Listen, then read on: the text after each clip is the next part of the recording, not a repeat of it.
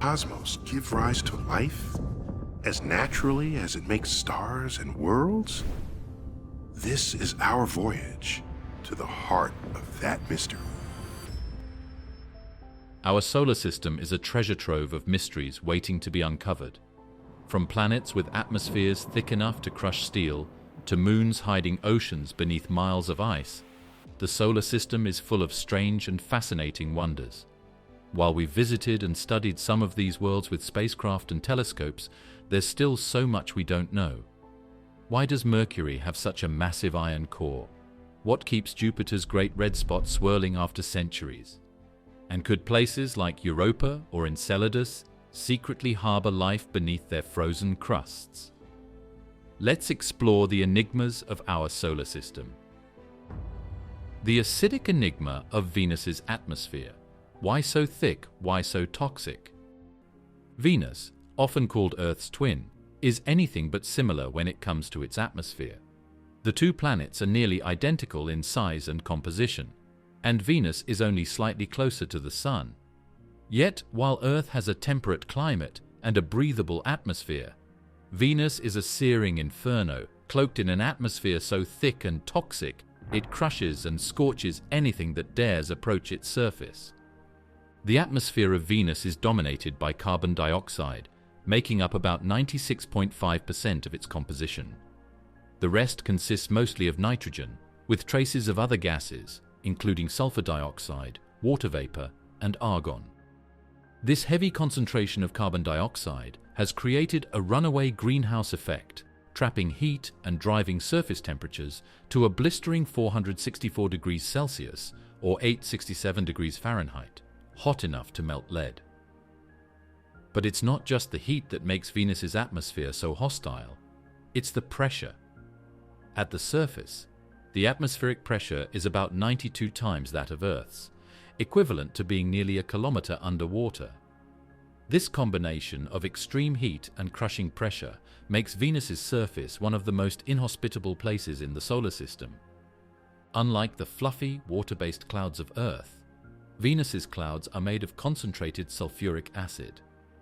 These clouds form high in the atmosphere, where sulfur dioxide reacts with water vapor in the presence of sunlight.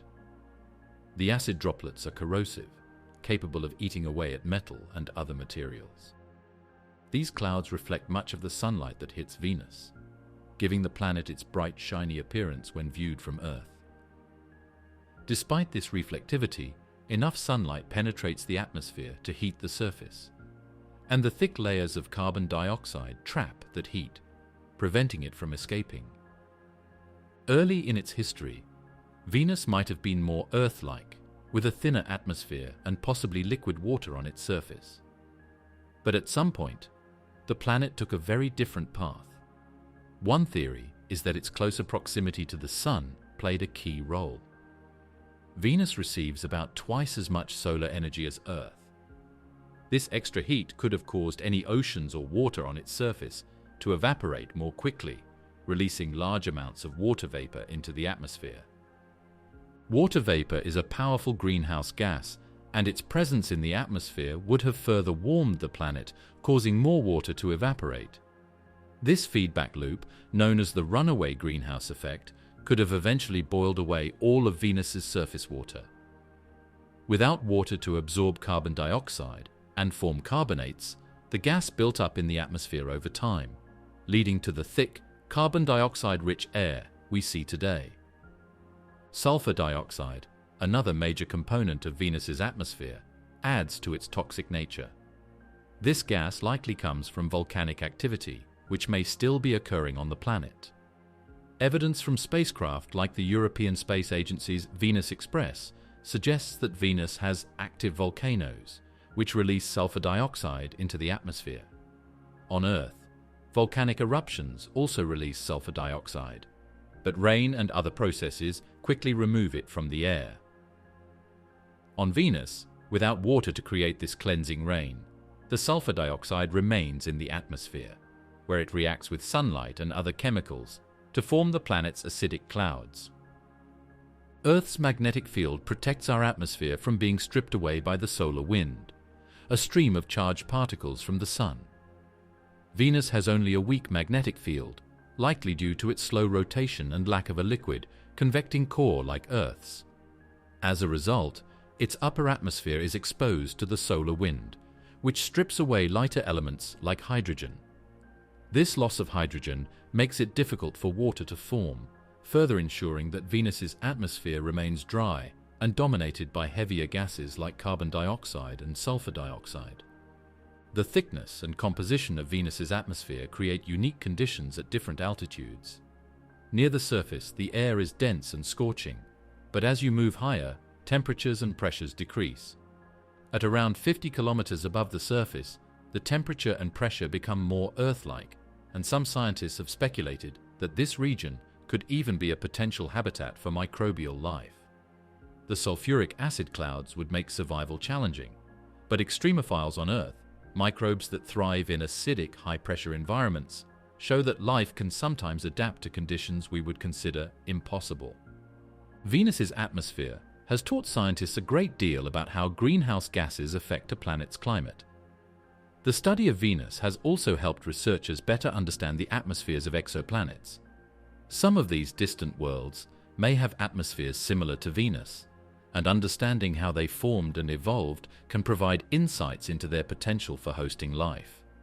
Spacecraft like NASA's upcoming Veritas and Da Vinci Plus missions aim to study the planet's atmosphere and surface in greater detail. By sending probes into Venus's thick, acidic clouds and examining its volcanic activity, scientists hope to uncover more clues about why this near twin of Earth became so different. Earth's tectonic uniqueness.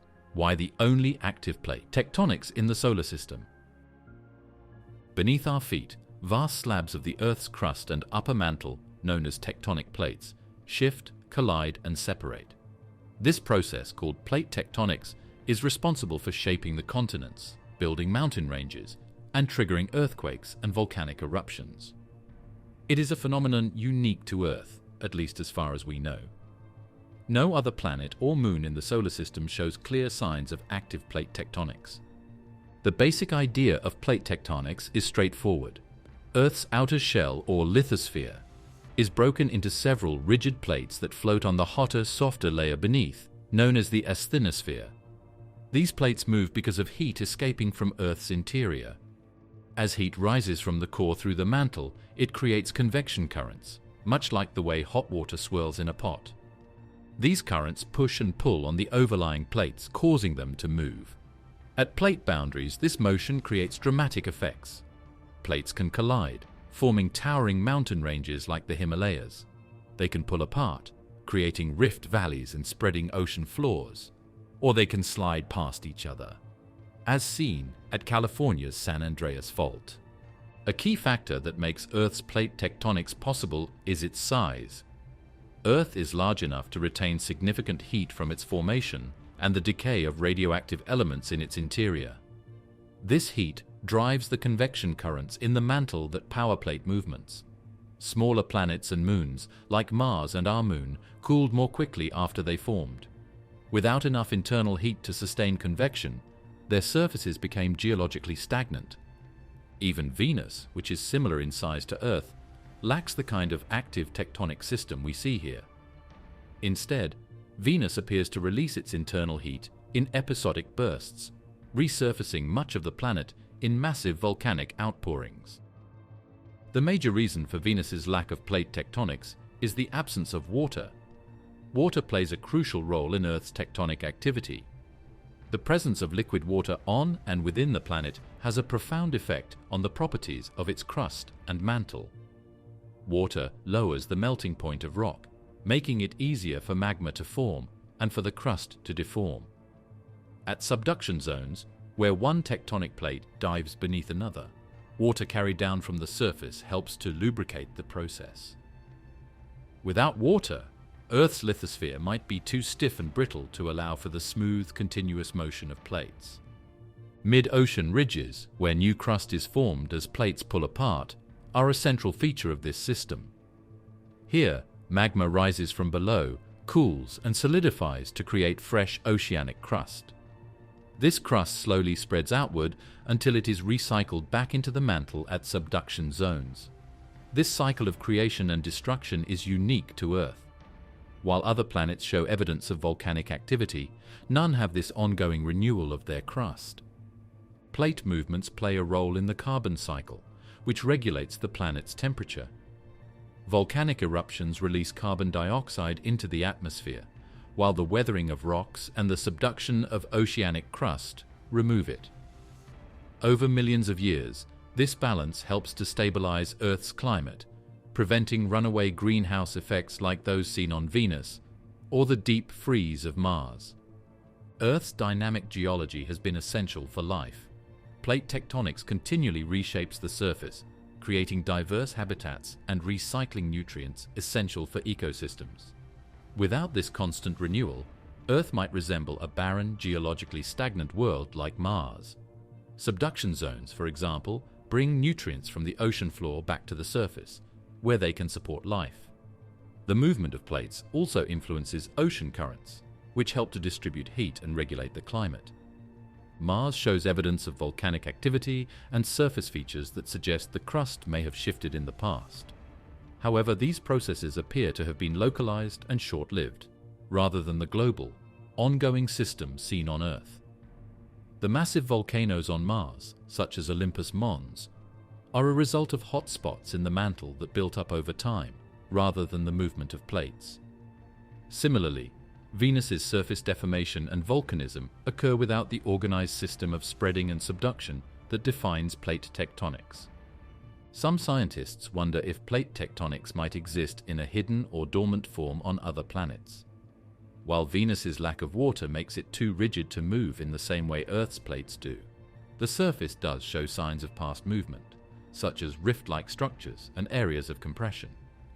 It's possible that Venus experienced a form of plate tectonics in its early history, but the loss of water and the extreme surface temperatures caused the system to shut down.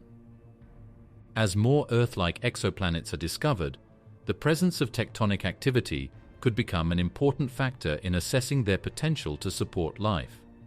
Planets with active plate tectonics may have a better chance of maintaining stable climates and replenishing the nutrients needed for life over long periods. Mercury's oversized core, clues from a shrinking planet. Mercury, the smallest planet in the solar system, holds a mystery beneath its cratered surface. At its heart lies an enormous metallic core making up about 57% of its total volume. This is striking when compared to Earth, Venus and Mars, where the cores are significantly smaller in proportion to their planets. The Earth's core, for example, occupies about 17% of its total volume. This unusual feature has intrigued scientists for decades, prompting questions about how such an oversized core came to exist and how it influences the planet's behavior. Billions of years ago, when the solar system was young, collisions between forming planets and other celestial bodies were common. One hypothesis suggests that Mercury might have been much larger originally, with a thick, rocky mantle surrounding its metal-rich interior.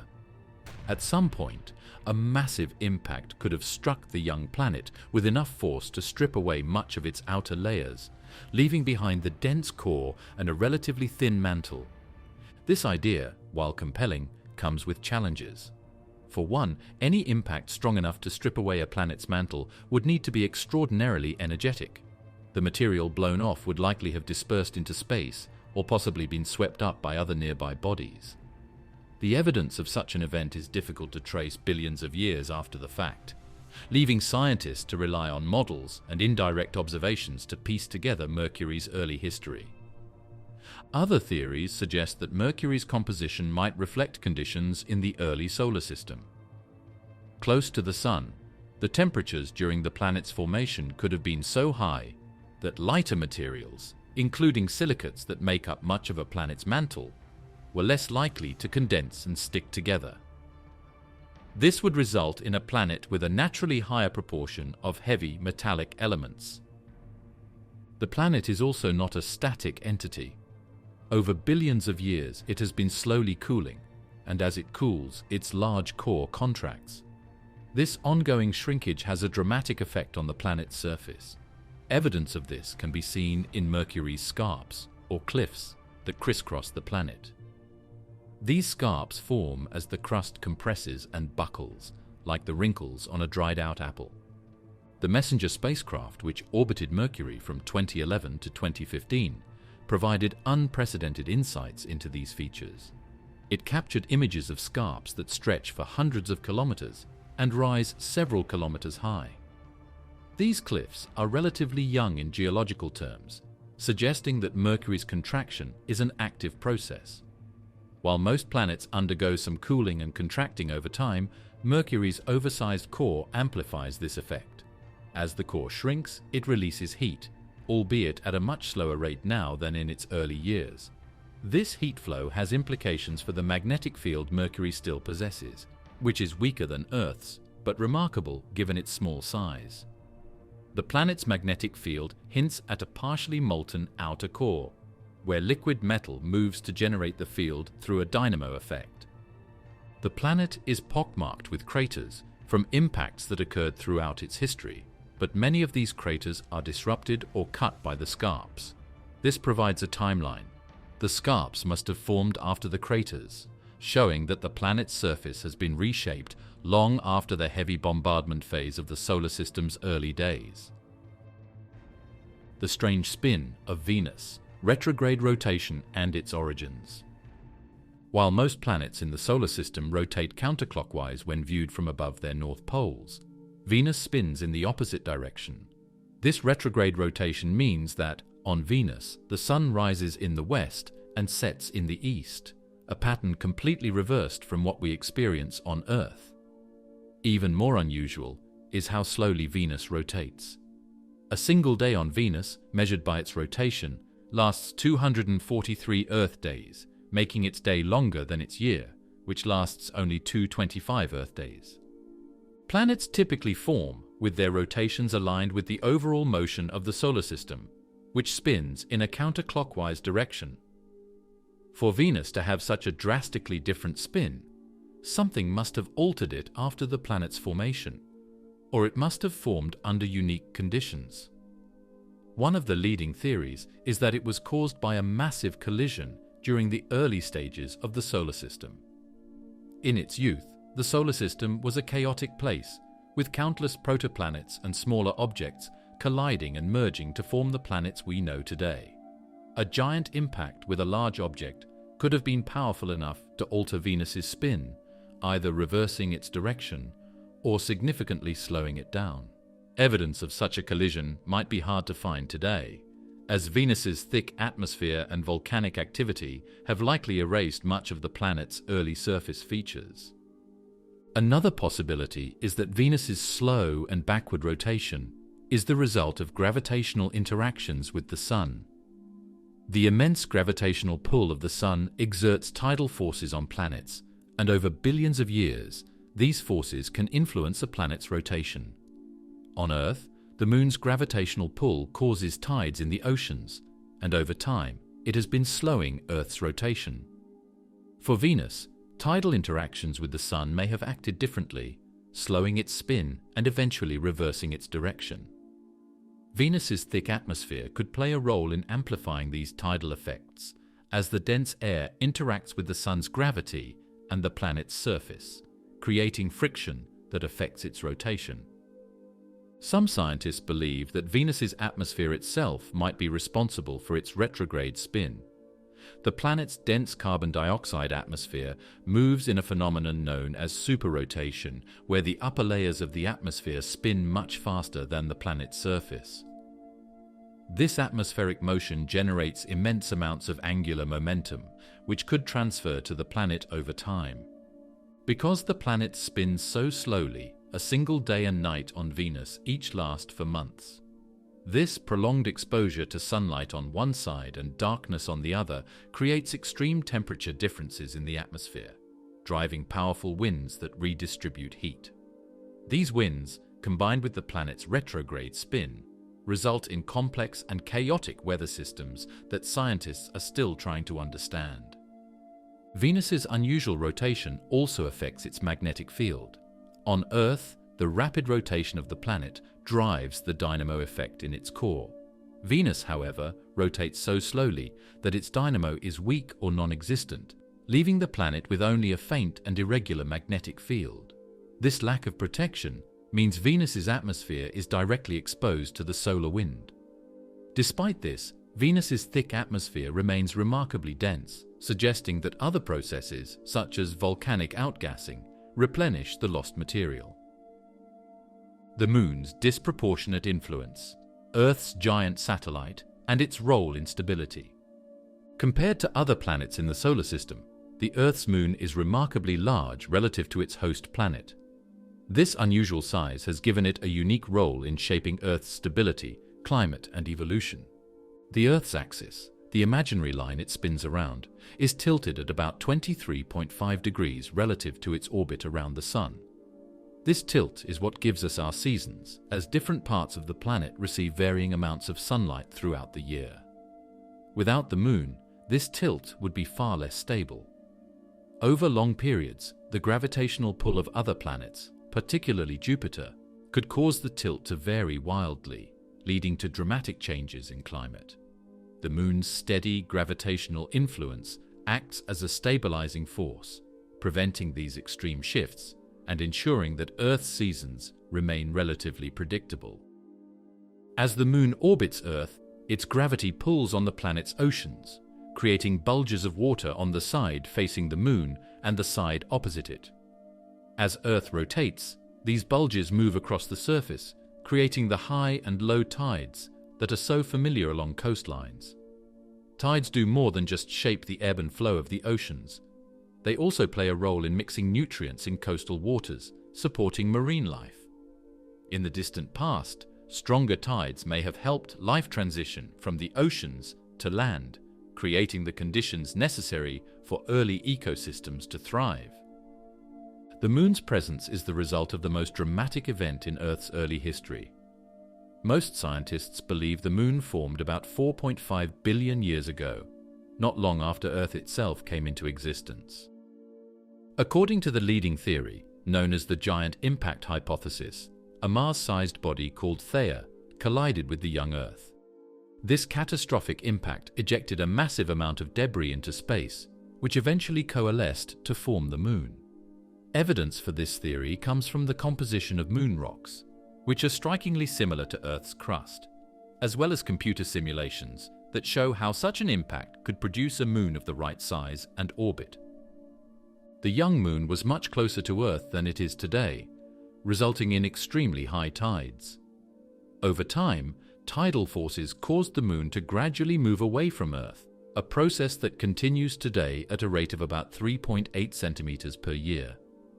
As the Moon moved farther out, its influence on Earth's rotation slowed the planet's spin, lengthening the day from just a few hours to the 24-hour cycle we now experience. This slowing of Earth's rotation has had far-reaching effects on the planet's climate and the evolution of life, providing a more stable and predictable environment. Many organisms, especially those in coastal environments, have evolved to synchronize their behavior with the tides, which are governed by the Moon.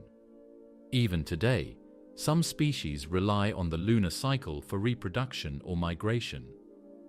The regularity of the Moon's orbit and the light it provides at night have shaped the habits and survival strategies of countless forms of life, from tiny plankton to large predators. For billions of years, the Moon has also served as a shield for Earth, helping to protect it from some of the impacts that regularly bombarded the inner solar system during its early history. The craters that cover the Moon's surface are a testament to the intense period of impacts that occurred during the late heavy bombardment, a time when debris from the early solar system frequently collided with planets and moons. While Earth has also experienced countless impacts, its active geology and atmosphere have erased most of the evidence. The Moon's cratered surface, on the other hand, remains a record of this turbulent era. The puzzle of Mercury's magnetic field, a dynamo in a small world. When the Mariner 10 spacecraft flew by Mercury in the 1970s, Scientists were astonished to find that Mercury, despite its small size, had a global magnetic field. Magnetic fields are generally thought to arise from a dynamo effect, movements of electrically conductive fluids within a planet's core. For Mercury, this was unexpected. A planet so small should have cooled enough for its core to solidify, rendering the dynamo inactive. The magnetic field is fairly weak, only about 1% as strong as Earth's, and is also not evenly distributed. Data from the Messenger spacecraft revealed that the field is oddly offset, with its center shifted northward relative to the planet's core. This asymmetry means the magnetic field is much stronger in the northern hemisphere than in the southern, creating a lopsided distribution that challenges standard dynamo models. At the heart of the process is Mercury's large, iron-rich core, which remains partially molten. For a dynamo to work, there must be enough heat escaping from the core to drive convection, the churning motions of liquid metal that generate the magnetic field. Mercury's core is cooling, but the process is slow. This slow cooling allows a thin outer layer of the core to stay liquid, creating the conditions necessary for a dynamo to persist. One reason Mercury retains some internal heat may be its proximity to the Sun. Tidal interactions with the Sun could generate additional heat, delaying the complete solidification of the core. Additionally, the composition of the core itself might play a role. Scientists suspect that Mercury's core contains not only iron, but also lighter elements like sulfur. These elements lower the melting point of the metal, allowing the core to remain partially molten at lower temperatures than would otherwise be expected. The asymmetry of the magnetic field suggests something unusual is happening deep within the planet. One theory is that the uneven cooling of Mercury's core causes the convective motions to be stronger in some regions than in others, leading to an offset in the magnetic field. Another possibility is that the solidification of the core is progressing unevenly, with the northern hemisphere cooling at a different rate than the southern. This could influence the flow of liquid metal and the resulting magnetic field. Mercury's thin mantle, which lies between the core and the crust, might also contribute. The mantle acts as a thermal blanket, controlling how heat escapes from the core. On Earth, the mantle plays a major role in regulating the planet's heat flow, but Mercury's mantle is much thinner, possibly because of the giant impact that stripped away much of its outer layers. This thin mantle might allow heat to escape more easily in some areas than in others, further influencing the dynamo. A magnetic field acts as a shield, deflecting charged particles from the Sun. Earth's strong magnetic field protects the planet's atmosphere and surface from the solar wind. Mercury's field, however, is too weak and uneven to provide the same level of protection. As a result, the solar wind interacts directly with Mercury's surface, creating a dynamic environment where particles continuously erode material from the crust and release it into space. This process contributes to the formation of Mercury's exosphere, a thin, tenuous layer of gas around the planet. A planet's magnetic field leaves its mark on rocks that cool and solidify in its presence. Studying Mercury's surface could reveal clues about how its magnetic field has changed over billions of years. If the field was once stronger or more symmetrical, it could provide insights into how the planet's interior has evolved and how its heat flow and core dynamics have shifted over time. Hidden continents beneath Venus's clouds. Theories about its surface. Beneath the thick swirling clouds of sulfuric acid that shroud Venus lies a surface that is both alien and enigmatic. For centuries, the planet's dense atmosphere kept its surface a mystery, hiding its features from even the most powerful telescopes. But with the advent of radar mapping, spacecraft like NASA's Magellan and ESA's Venus Express have pierced through the clouds, revealing a world marked by vast plains, towering volcanoes, and strange continent-like highlands. Unlike Earth, Venus lacks the network of tectonic plates that defines our planet's geology. Earth's continents are formed and reshaped by the movement of these plates. Venus, on the other hand, seems to operate under a very different set of rules. Yet, radar imaging has uncovered regions on Venus that resemble continents, large, elevated plateaus that rise above the surrounding lowlands. These features, though superficially similar to Earth's continents, likely formed through processes unique to Venus. The most prominent of these highlands are Ishtar Terra in the northern hemisphere and Aphrodite Terra near the equator. Ishtar Terra is roughly the size of Australia and is home to Maxwell Montes, the tallest mountain range on Venus, which rises nearly 11 kilometers above the surrounding plains. Aphrodite Terra, much larger than Ishtar, stretches across the equator and covers an area about the size of Africa. These highlands stand out not only for their elevation but also for their rugged terrain, which hints at a history of intense geological activity. Venus is dotted with thousands of volcanoes, ranging from small cones to massive shield volcanoes that rival Earth's largest peaks. Volcanic activity appears to have played a major role in shaping the planet's surface. It is possible that the highlands formed as enormous quantities of magma erupted from the mantle, piling up over time to create elevated regions. The composition and density of the crust in these areas could also play a role, with less dense materials rising higher than the surrounding plains. Another possibility is that these highlands are the result of upwellings in Venus's mantle. On Earth, plumes of hot rising magma create features like the Hawaiian Islands. On Venus, similar plumes could push against the crust, lifting it to form the highlands. However, because Venus lacks Earth's plate tectonics, these upwellings may behave differently, creating broad, stable plateaus rather than moving chains of islands. The lack of tectonic movement also means that these features could remain relatively unchanged for hundreds of millions of years. Radar images have revealed networks of fractures, ridges and troughs crisscrossing the planet. Some of these features resemble rift zones, where the crust is stretching and pulling apart. Others look like compressional ridges where the crust is being pushed together. These structures suggest that while Venus doesn't have plate tectonics in the traditional sense, its surface is still dynamic, shaped by forces from within the planet. The discovery of tesserae is another intriguing aspect of Venus's geology. These regions, found mainly in the highlands, are made up of complex, intersecting patterns of ridges and valleys.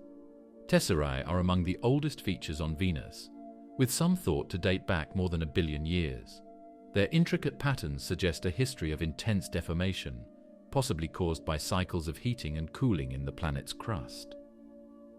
Some scientists believe that tesserae could be remnants of an earlier era, when Venus's surface behaved more like Earth's, with localized tectonic activity. Volcanism appears to have been a dominant force on Venus, resurfacing much of the planet over the past few 100 million years. Unlike Earth, where plate tectonics continuously recycle the crust, Venus seems to experience long periods of relative calm, interrupted by massive volcanic outbursts. These eruptions could bury older features under layers of lava, erasing much of the planet's early history.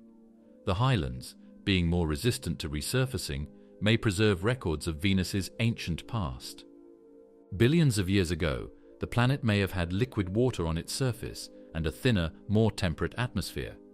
If so, the highlands could have been the Venusian equivalents of Earth's continents, rising above ancient oceans.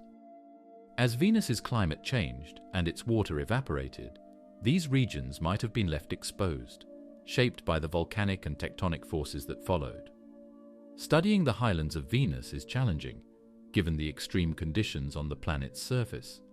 The high pressure and temperature make it difficult for landers to survive for more than a few hours.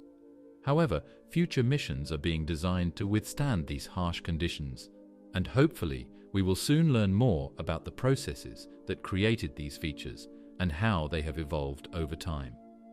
Mars's half-frozen history, water that vanished but left a trace. Ancient riverbeds, dried-up lakes, and traces of what may have been a vast ocean are etched into the Martian landscape. These features reveal that Mars once had liquid water flowing across its surface, a sign that its environment was warmer and wetter than the barren, dusty world we see now. Scientists have long been fascinated by the red planet's half-frozen history, and are trying to piece together how it transformed from a planet with abundant water to one where most of it is locked away in ice or hidden underground. The first clues to Mars's watery past came from the discovery of branching valleys and channels on its surface. These features, visible in photographs taken by early spacecraft, looked strikingly similar to river networks on Earth. Over time, more detailed images revealed evidence of ancient deltas and lake beds where water pooled and deposited sediments. Some regions showed signs of catastrophic floods, where vast amounts of water carved enormous channels in a short period. These observations painted a picture of a planet that once had an active water cycle, with rain, rivers, and lakes. Scientists have identified features near the planet's northern lowlands that resemble ancient shorelines, suggesting that a vast body of water might have covered this region billions of years ago. If such an ocean existed, it would have contained as much water as the Arctic Ocean on Earth. This raises questions about how Mars was able to support such a large amount of liquid water and what eventually happened to it. To have liquid water, Mars would have needed a thicker atmosphere to trap heat and prevent the water from freezing or evaporating. In its early history, Mars likely had a dense atmosphere made mostly of carbon dioxide, similar to Venus. This would have created a greenhouse effect, warming the planet enough for water to flow. However, over time, Mars's atmosphere thinned, and the planet lost its ability to hold onto heat. Without a thick atmosphere, the water on Mars began to freeze, evaporate, or escape into space. The loss of Mars's atmosphere is linked to its small size and weak magnetic field. Unlike Earth, which has a strong magnetic field that shields its atmosphere from the solar wind, Mars's magnetic field is weak and patchy. This allowed the solar wind to strip away its atmosphere over billions of years. Mars's lower gravity also made it harder for the planet to hold on to its escaping gases, accelerating the process. As the atmosphere thinned, the surface water gradually disappeared, leaving behind the dry, frozen landscape we see today. Despite the loss of liquid water on the surface, Mars still holds significant amounts of water in the form of ice.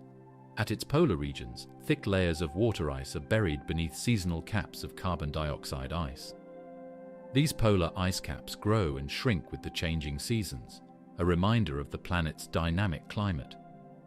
Beyond the poles, scientists have detected vast reserves of ice beneath the surface, hidden in the soil and beneath rock layers. In some places, this ice comes close enough to the surface that it could potentially be accessed by future explorers. The discovery of recurring slope lineae, or dark streaks that appear on Martian slopes during warm seasons, hints at the possibility of liquid water today, albeit in small amounts.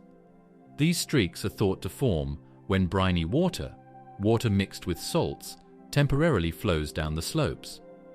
The salts lower the freezing point of water, allowing it to remain liquid even in the frigid temperatures of the Martian surface. While these flows are not enough to sustain life as we know it, they provide valuable clues about the chemistry and behavior of water on Mars. The evidence of ancient lakes and rivers suggests a more Earth-like environment, where water could exist in liquid form for extended periods. However, this warm and wet phase did not last long on a geological timescale. As the planet cooled and its atmosphere thinned, the climate became increasingly hostile to liquid water. Today, temperatures on Mars average around -63 degrees Celsius, or -81 degrees Fahrenheit, and the air pressure is so low that any exposed liquid water would quickly boil away or freeze. On Earth, water is a key ingredient for life, and the presence of ancient water on Mars makes it one of the most promising places to search for signs of past life.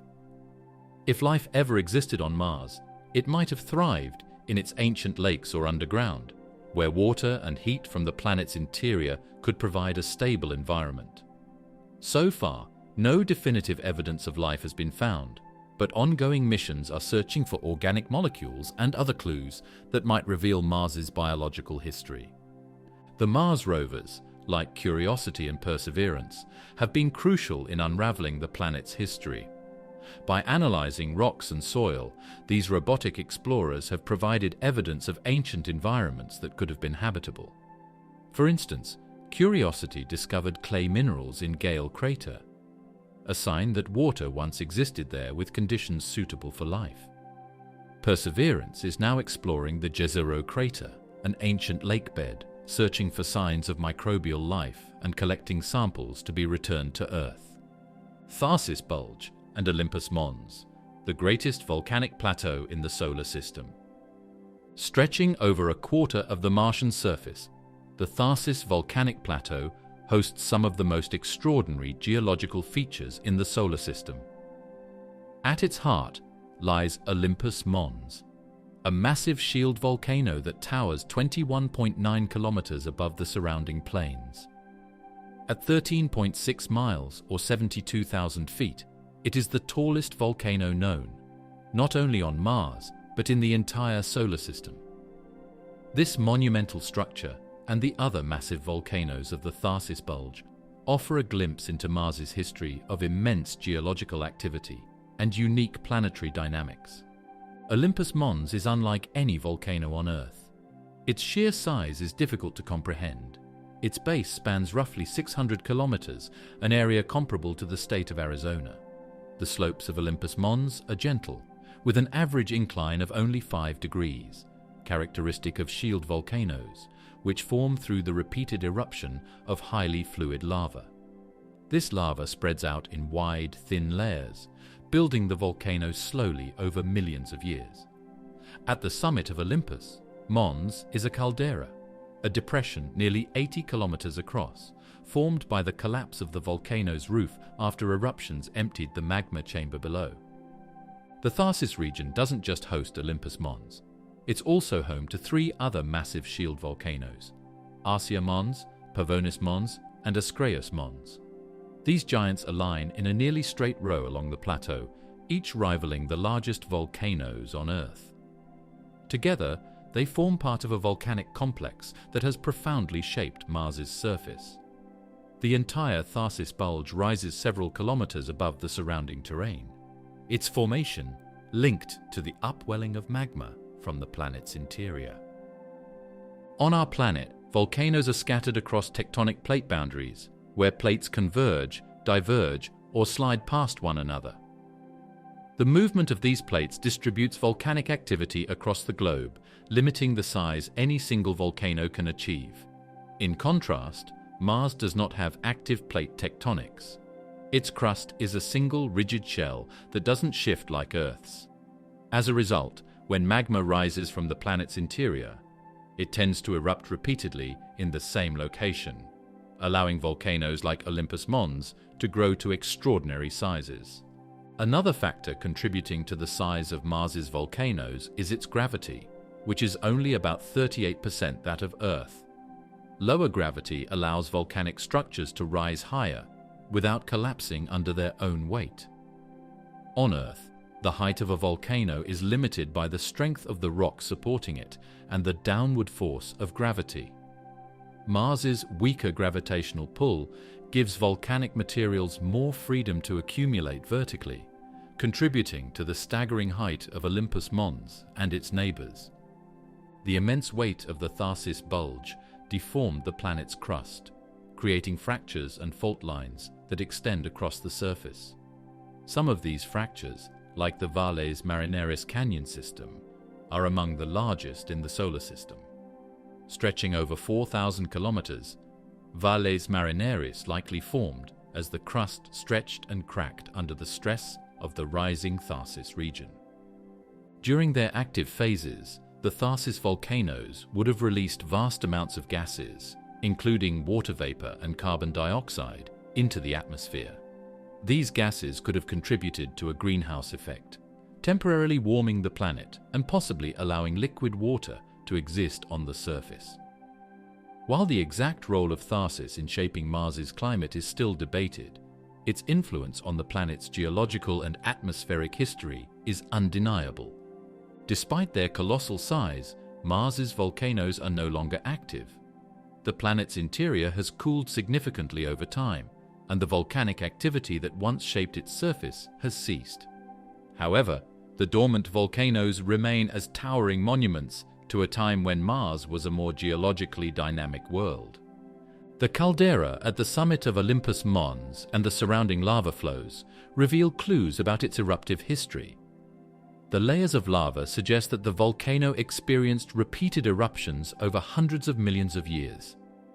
Each eruption added to the structure's height and width, slowly building it into the giant we see today.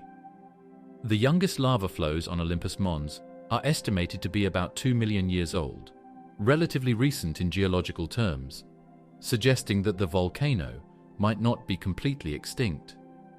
The sheer amount of magma required to build these structures indicates that Mars once had a highly active mantle.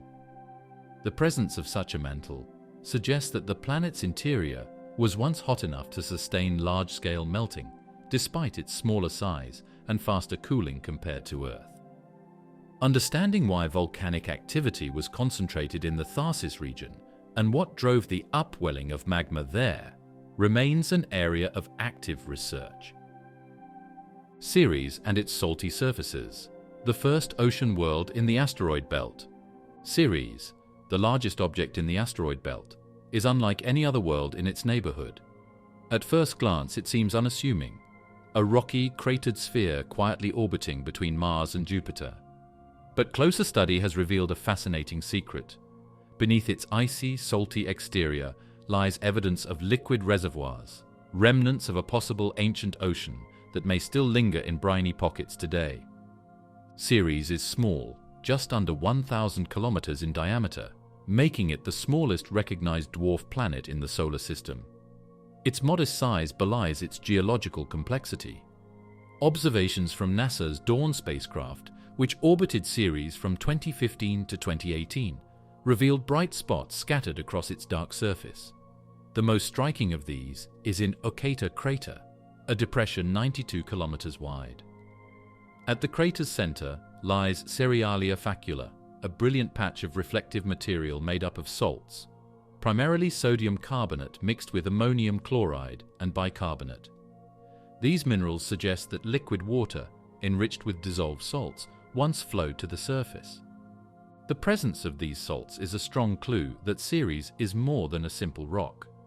Sodium carbonate forms when water interacts with rock, creating a briny solution that evaporates and leaves behind a crust of minerals. On Ceres, the concentration of these salts points to the action of subsurface liquid reservoirs, where water and heat combine to dissolve minerals from the surrounding material. The salts then migrated upward, likely through cracks in the crust, and were deposited at the surface as the liquid evaporated into space. But where did this liquid come from, and why does it still seem active? Ceres' surface temperature averages a frigid -106 degrees Celsius, cold enough to freeze water solid. Yet the evidence suggests that some form of liquid persists beneath the surface, at least in localized areas. Scientists believe this is possible because of a combination of factors, including the presence of salts, which lower the freezing point of water, and residual heat from radioactive decay within Ceres' interior. Together, these conditions create a subsurface environment where briny pockets of liquid water could exist.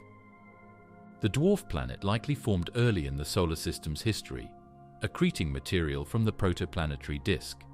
It contains a mix of rock and ice, with water making up as much as 25% of its mass. During its early evolution, heat from radioactive elements would have melted some of this ice, creating an ocean beneath the surface. Over time, as Ceres cooled, much of this ocean likely froze, but some pockets of liquid may have been preserved by the insulating effects of the overlying ice and rock. Okator crater and other bright spots are relatively young in geological terms, perhaps just a few million years old. This implies that the processes driving the movement of briny liquids are still ongoing or occurred in the recent past. The mechanism for this activity is thought to involve cryovolcanism, where icy materials, rather than molten rock, are erupted to the surface, a strikingly different form of volcanism compared to what we see on Earth. Liquid water is a key ingredient for life as we know it, and the presence of salts and other chemicals on Ceres provides the raw materials for potential biological processes. While the conditions beneath Ceres' surface are far from ideal, organisms on Earth have been found in deep-sea hydrothermal vents, under kilometers of Antarctic ice, and in highly saline environments like the Dead Sea.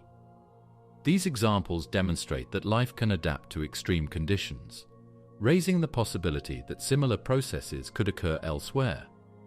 Ceres also offers a glimpse into the broader category of ocean worlds, a group that includes icy moons like Europa, Enceladus, and Titan. Unlike Earth, where the sun provides energy for most ecosystems, ocean worlds could harbor life sustained by chemical energy from interactions between water and rock. On Ceres, heat from radioactive decay and chemical reactions in its interior could create conditions conducive to microbial life. The discovery of liquid reservoirs on Ceres has profound implications for planetary science.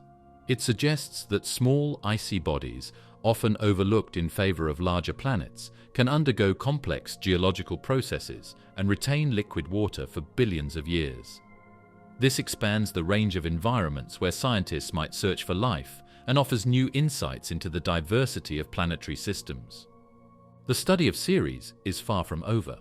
The data collected by the Dawn mission has laid the foundation for future exploration, but many questions remain unanswered. How extensive are the liquid reservoirs beneath Ceres' surface? What processes drive the movement of briny liquids, and how do they interact with the crust? Could there be organic molecules, building blocks of life, hidden within the salty deposits? Future missions to Ceres could provide answers.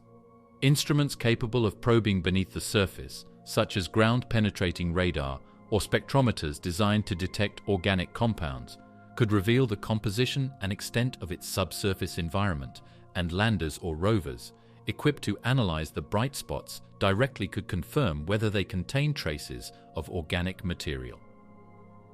Vesta's mantle. Fragments. Clues to the missing layers of planetary cores.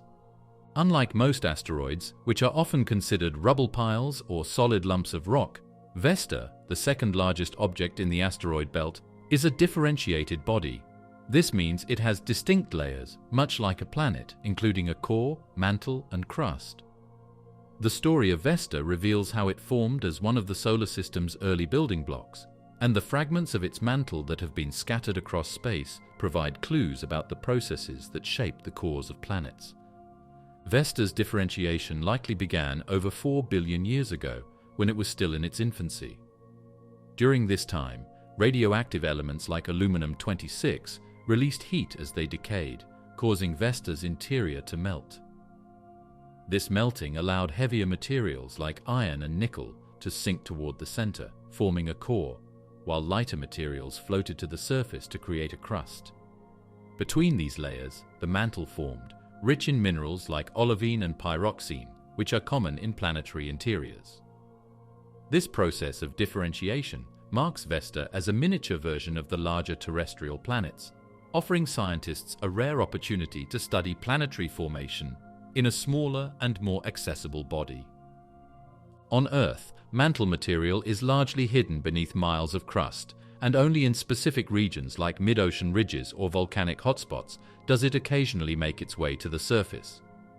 On Vesta, however, massive impacts have exposed fragments of its mantle, scattering them across space.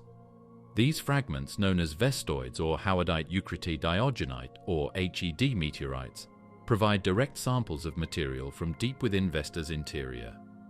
HED meteorites are a diverse group, but their composition traces a clear connection to Vesta.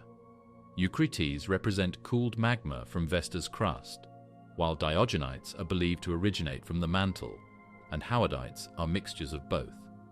These meteorites are among the most common types found on Earth, and their chemical makeup matches the data collected by spacecraft like NASA's Dawn mission, which studied Vesta up close.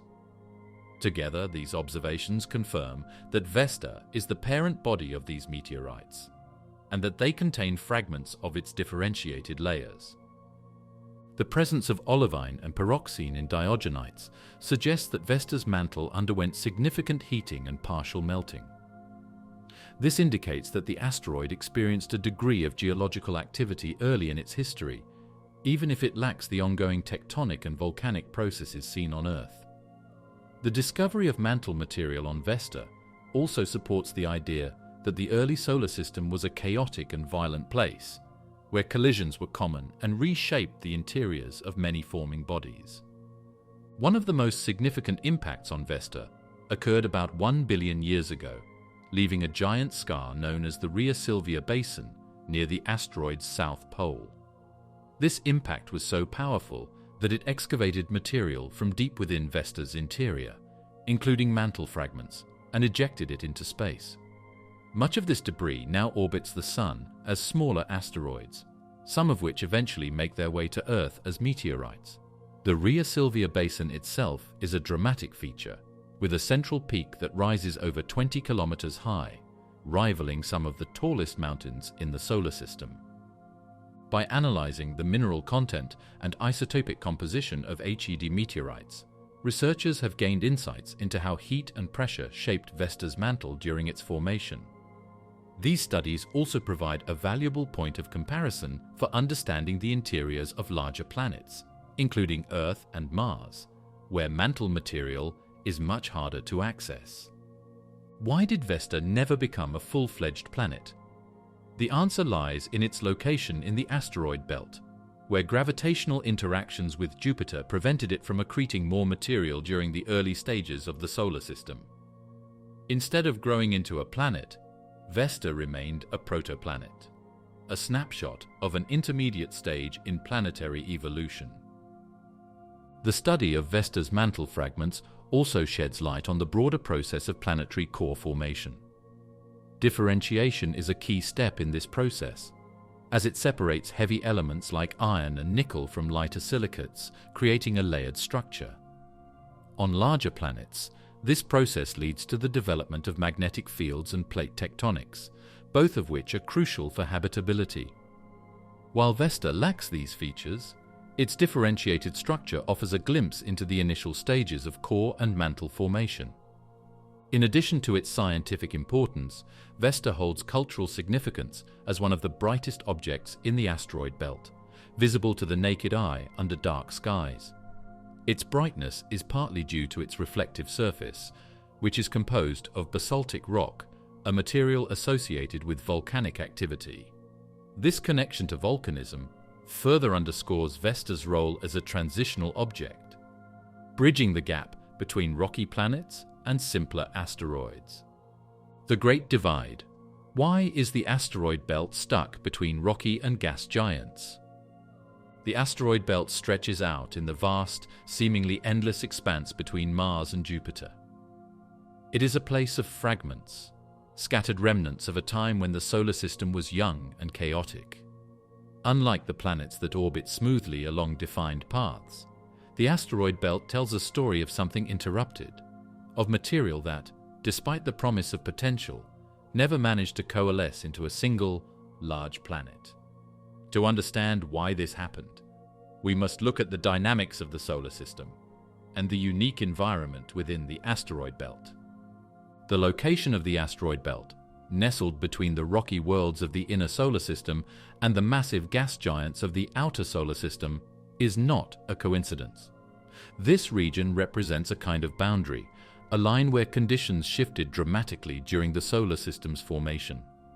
Closer to the Sun, the temperature was high, favoring the condensation of metals and silicates, the building blocks of the terrestrial planets. Farther out, beyond the so-called frost line, temperatures dropped low enough for lighter materials like water ice and methane to solidify, allowing the formation of the gas giants and their icy moons. The asteroid belt sits at the edge of this boundary, a transitional zone where both rocky and icy materials might have coexisted, but where conditions proved too unstable for anything larger to form. The primary reason the asteroid belt failed to form a planet lies in the influence of Jupiter. The gas giant, with its immense gravitational pull, disrupted the delicate process of accretion in the belt. When planets form, small particles collide and stick together, gradually growing into larger bodies through repeated impacts. However, Jupiter's powerful gravity stirred up the region, increasing the speed of these collisions and causing many of them to become destructive rather than constructive. Instead of clumping together, the rocky material was shattered, creating the fragments we now see scattered across the belt. Jupiter's influence also set up a series of orbital resonances within the asteroid belt. These resonances occur when the orbital period of an asteroid becomes synchronized with that of Jupiter. In these regions, the gravitational tug from Jupiter is repeated and amplified, pulling asteroids out of stable orbits and often ejecting them from the belt entirely. This process carved gaps known as Kirkwood gaps into the structure of the belt, further preventing the material there from coming together into a larger body.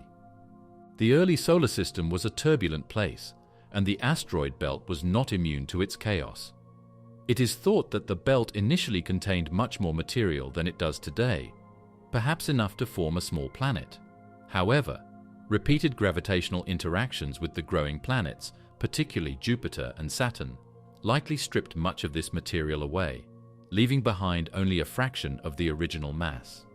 This loss of material further ensured that the remaining fragments would never gather into a single cohesive body. The asteroid belt is home to a wide variety of objects, ranging from dark carbon-rich C-type asteroids to bright metallic M-types and rocky S-types. Some of these asteroids are thought to be relatively pristine, preserving the chemical makeup of the early solar system. Others show evidence of differentiation, suggesting that they were once part of larger bodies that experienced internal heating and separation into layers before being shattered by impacts. Interestingly, the asteroid belt's inability to form a planet may have been a critical factor in the development of the solar system as we know it. If a planet had formed in the belt, its gravitational influence could have dramatically altered the orbits of Mars and Earth, potentially destabilizing the inner solar system. The absence of such a planet allowed the terrestrial planets to settle into relatively stable orbits, creating the conditions necessary for life to emerge on Earth. The asteroid belt serves as a kind of reservoir, preserving material from the solar system's early days. This material is not limited to rocky fragments. It also includes water-rich objects that may have played a role in delivering water to the Earth and other terrestrial planets. Some scientists believe that icy bodies from the asteroid belt, or from regions beyond it, collided with the young Earth, contributing to its oceans.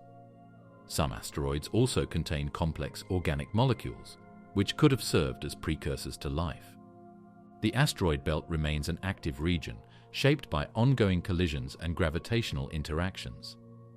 Although it is often depicted as a densely packed field of tumbling rocks, the reality is that the objects within the belt are spread out over an enormous volume of space.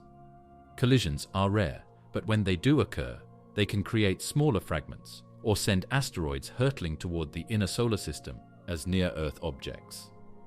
These interactions continue to shape the belt, keeping it in a constant state of flux. The Great Red Spot, a superstorm that defies understanding. Jupiter's Great Red Spot is one of the most recognizable features in our solar system. This enormous, swirling storm has captured the imagination of astronomers for centuries, a feature so large that Earth could fit comfortably inside it.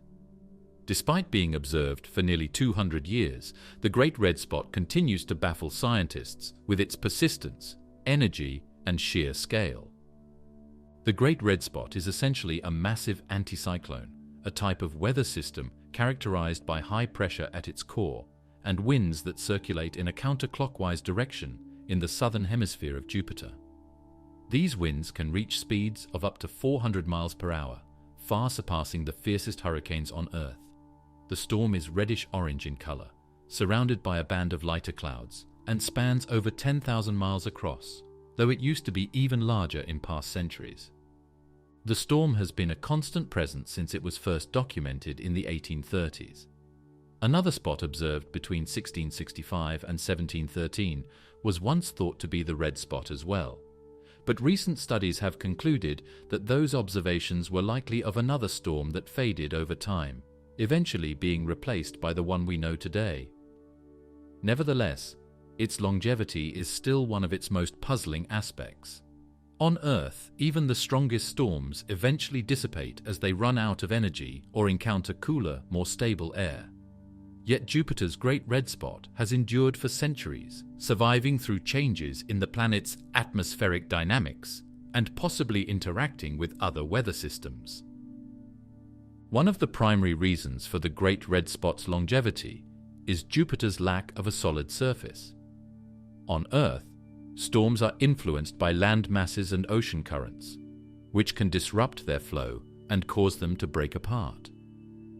Jupiter, however, is a gas giant with no solid ground to slow or disperse its storms. The Great Red Spot exists in the planet's upper atmosphere, where it moves freely, encountering little resistance to its circulation. Jupiter's atmosphere is powered not just by sunlight, but also by internal heat radiating from the planet's core. Jupiter emits more heat than it receives from the Sun, a result of the slow gravitational compression of its interior and residual heat from its formation. This internal energy creates powerful convection currents in the atmosphere, driving turbulent weather patterns and providing the fuel for storms like the Great Red Spot. The interaction between warm gases rising from the interior and cooler gases sinking from higher altitudes generates the incredible energy needed to sustain such a massive storm. The exact cause of the storm's color is not fully understood, though scientists believe it may result from chemical reactions occurring high in Jupiter's atmosphere. One theory suggests that ultraviolet light from the Sun interacts with ammonia and other compounds in the atmosphere, producing reddish or brownish tones.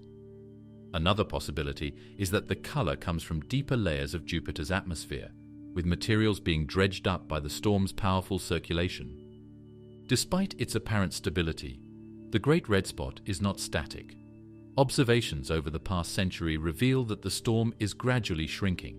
Historical records suggest it was once about 3 times the diameter of Earth, but today it is only slightly larger than our planet.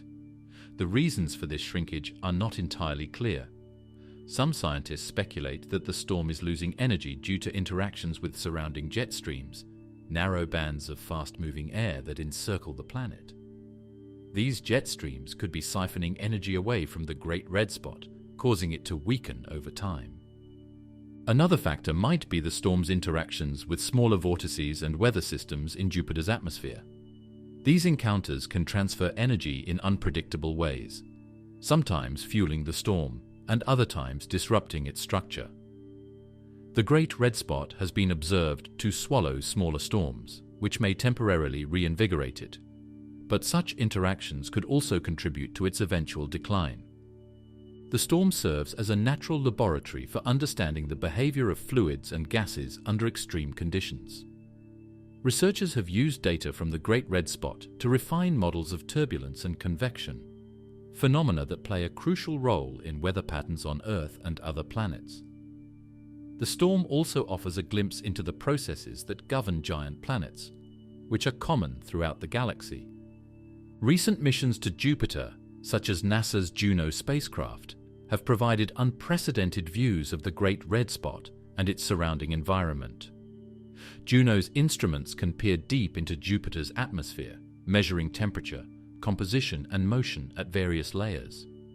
These observations have revealed that the storm extends much deeper than previously thought, with roots reaching hundreds of miles below the cloud tops.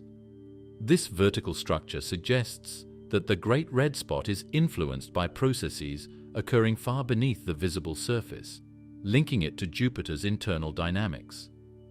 Juno has also captured stunning close-up images of the storm, showing intricate patterns of swirling clouds and eddies. These images highlight the storm's dynamic nature, with smaller features appearing and disappearing over time. The Great Red Spot is not unique in Jupiter's atmosphere, though it is by far the most prominent. Jupiter is home to numerous other storms, including smaller ovals and chaotic regions of turbulence.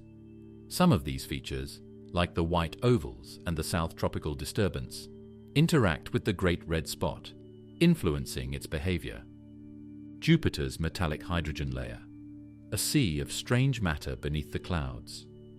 While Jupiter's vibrant bands and raging storms dominate the view from space, The deeper layers of this gas giant are where the real mysteries begin. Among these layers, one of the most fascinating discoveries has been the presence of metallic hydrogen. Hydrogen, the simplest and most abundant element in the universe, is usually found as a gas. On Earth, hydrogen exists as molecules, each containing 2 atoms, and it's far from exotic. But deep inside Jupiter, conditions are so extreme that hydrogen takes on forms that cannot occur naturally on our planet. Under immense pressure and heat, hydrogen is forced into a dense metallic state. This metallic hydrogen is believed to make up a significant portion of Jupiter's interior, lying between the planet's outer molecular hydrogen layer and its rocky or icy core. As you descend through the planet's atmosphere, the pressure increases rapidly. Jupiter's immense size and gravitational pull compress its interior to pressures millions of times greater than those on Earth's surface. At these depths, temperatures also rise, reaching tens of thousands of degrees. The combination of high pressure and extreme heat forces hydrogen atoms so close together that their electrons, which usually orbit each atom, break free and move freely among the atoms. This movement of free electrons is what gives metallic hydrogen its properties, making it behave more like a metal than a gas. In this phase, it is thought to conduct electricity like a metal, allowing currents to flow through it. This property may play a crucial role in generating Jupiter's powerful magnetic field, one of the strongest in the solar system. While Earth's magnetic field is created by the movement of molten iron in its core, Jupiter's magnetic field likely originates from the swirling metallic hydrogen layer. The rapid rotation of the planet, combined with the movement of this electrically conductive material, creates a magnetic field that extends far into space. The existence of metallic hydrogen was first proposed in the 1930s by scientists who theorized that hydrogen might become metallic under extreme pressures. For decades, this idea remained purely theoretical, as no laboratory on Earth could replicate the conditions necessary to create metallic hydrogen. Jupiter, however, provides a natural setting where these conditions are met, offering scientists a unique opportunity to study this exotic phase of matter. On Earth, materials that conduct electricity with perfect efficiency, known as superconductors, are highly sought after for their technological potential. Some scientists speculate that metallic hydrogen might exhibit superconductivity at high temperatures, a property that could revolutionize power transmission, energy storage, and magnetic technologies if it could ever be stabilized on Earth. Jupiter is thought to have formed from the leftover material in the early solar system, accreting gas and dust into a massive sphere. As it grew, the increasing pressure and heat in its interior caused hydrogen to transition into the metallic phase, shaping the planet's internal dynamics. The transition from molecular hydrogen to metallic hydrogen does not happen abruptly. Instead, it likely occurs gradually over a region of the planet's interior, creating a layer where the two phases coexist. This boundary is still poorly understood, and missions like NASA's Juno spacecraft are helping to shed light on it. By measuring Jupiter's gravity and magnetic field, Juno can infer details about the planet's internal structure, offering a glimpse into the mysterious region where metallic hydrogen resides. One of the challenges in studying metallic hydrogen is that it cannot be directly observed. The layer lies thousands of miles beneath Jupiter's thick clouds, hidden from view. Instead, scientists rely on indirect methods, such as analyzing the planet's gravitational pull or observing its magnetic field, to infer the presence and properties of metallic hydrogen. These methods have provided strong evidence for its existence. Saturn is thought to have a similar layer of metallic hydrogen, though its properties may differ due to Saturn's smaller size and lower internal pressure. Uranus and Neptune, on the other hand, lack the necessary conditions to produce metallic hydrogen. Beyond the solar system, many exoplanets are classified as gas giants, and some may even be more massive than Jupiter. These super-Jupiters could have even larger metallic hydrogen layers. The metallic hydrogen layer may influence the dynamics of Jupiter's deep atmosphere, affecting the movement of heat and gases. Some think that the interactions between the metallic hydrogen layer and the overlying molecular hydrogen could drive the formation of Jupiter's powerful jet streams and storms, including the iconic Great Red Spot. Understanding these connections could provide a more comprehensive picture of how Jupiter's atmosphere operates and how its internal structure influences its surface features. The precise conditions under which hydrogen transitions to the metallic phase are still debated. Laboratory experiments have managed to create metallic hydrogen for brief moments using high-pressure techniques, but replicating the extreme conditions of Jupiter's interior remains a formidable challenge. Saturn's hexagonal jet stream, an atmospheric mystery in motion. Saturn's North Pole is home to one of the most gorgeous atmospheric phenomena in the solar system, a giant hexagonal pattern embedded within its jet streams. Stretching roughly 30,000 kilometers across, this geometric structure could fit 4 Earths side by side. Despite its massive scale, the hexagon has remained relatively stable since it was first observed by the Voyager spacecraft in the early 1980s. The hexagon is a jet stream, a high-speed band of winds that circles Saturn's North Pole. What sets it apart is its shape. On Earth, jet streams tend to follow more fluid, wavy patterns without sharp angles or straight edges. In contrast, Saturn's hexagon maintains its 6-sided geometry with remarkable precision, even as the winds within it race at speeds of up to 400 kilometers per hour. Jet streams form when differences in temperature and pressure drive air to move rapidly at specific altitudes. On Earth, they are influenced by the planet's rotation, which causes the Coriolis effect, an apparent force that deflects moving air due to the spinning of the planet. Similar dynamics occur on Saturn, but on a much larger scale. Saturn is a gas giant with no solid surface, and its thick atmosphere consists mainly of hydrogen and helium. The planet's rapid rotation, completing a day in just about 10 hours, creates strong wind currents that dominate its weather systems. Researchers believe that the hexagonal pattern arises from the interaction between the jet stream and smaller, localized storms within Saturn's atmosphere. Laboratory experiments on Earth have provided some clues. When fluids of different densities are rotated at high speeds, they can produce polygonal shapes under the right conditions. These experiments suggest that the hexagon might be the result of turbulence and wave interactions in Saturn's atmosphere, where variations in wind speed and direction create standing waves that lock into a 6-sided pattern. While this explanation offers a plausible mechanism, many details remain unclear. Most atmospheric features on gas giants, including storms and jet streams, either change shape or drift around over time. Yet the hexagon has persisted for decades, with little noticeable variation. This suggests that the forces maintaining it are unusually strong or finely balanced. Additionally, while similar processes might produce other polygons, no other planet in the solar system exhibits anything quite like Saturn's hexagon. Even Saturn's south pole lacks a counterpart, featuring instead a massive hurricane-like storm. Images from NASA's Cassini spacecraft, which studied Saturn from 2004 to 2017, revealed that the hexagon is surrounded by distinct bands of color.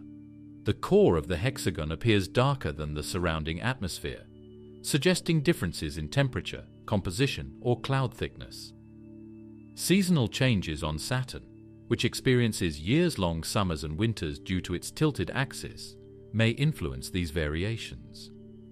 As the planet transitions between seasons, the amount of sunlight reaching the poles changes, affecting the chemistry and dynamics of its atmosphere.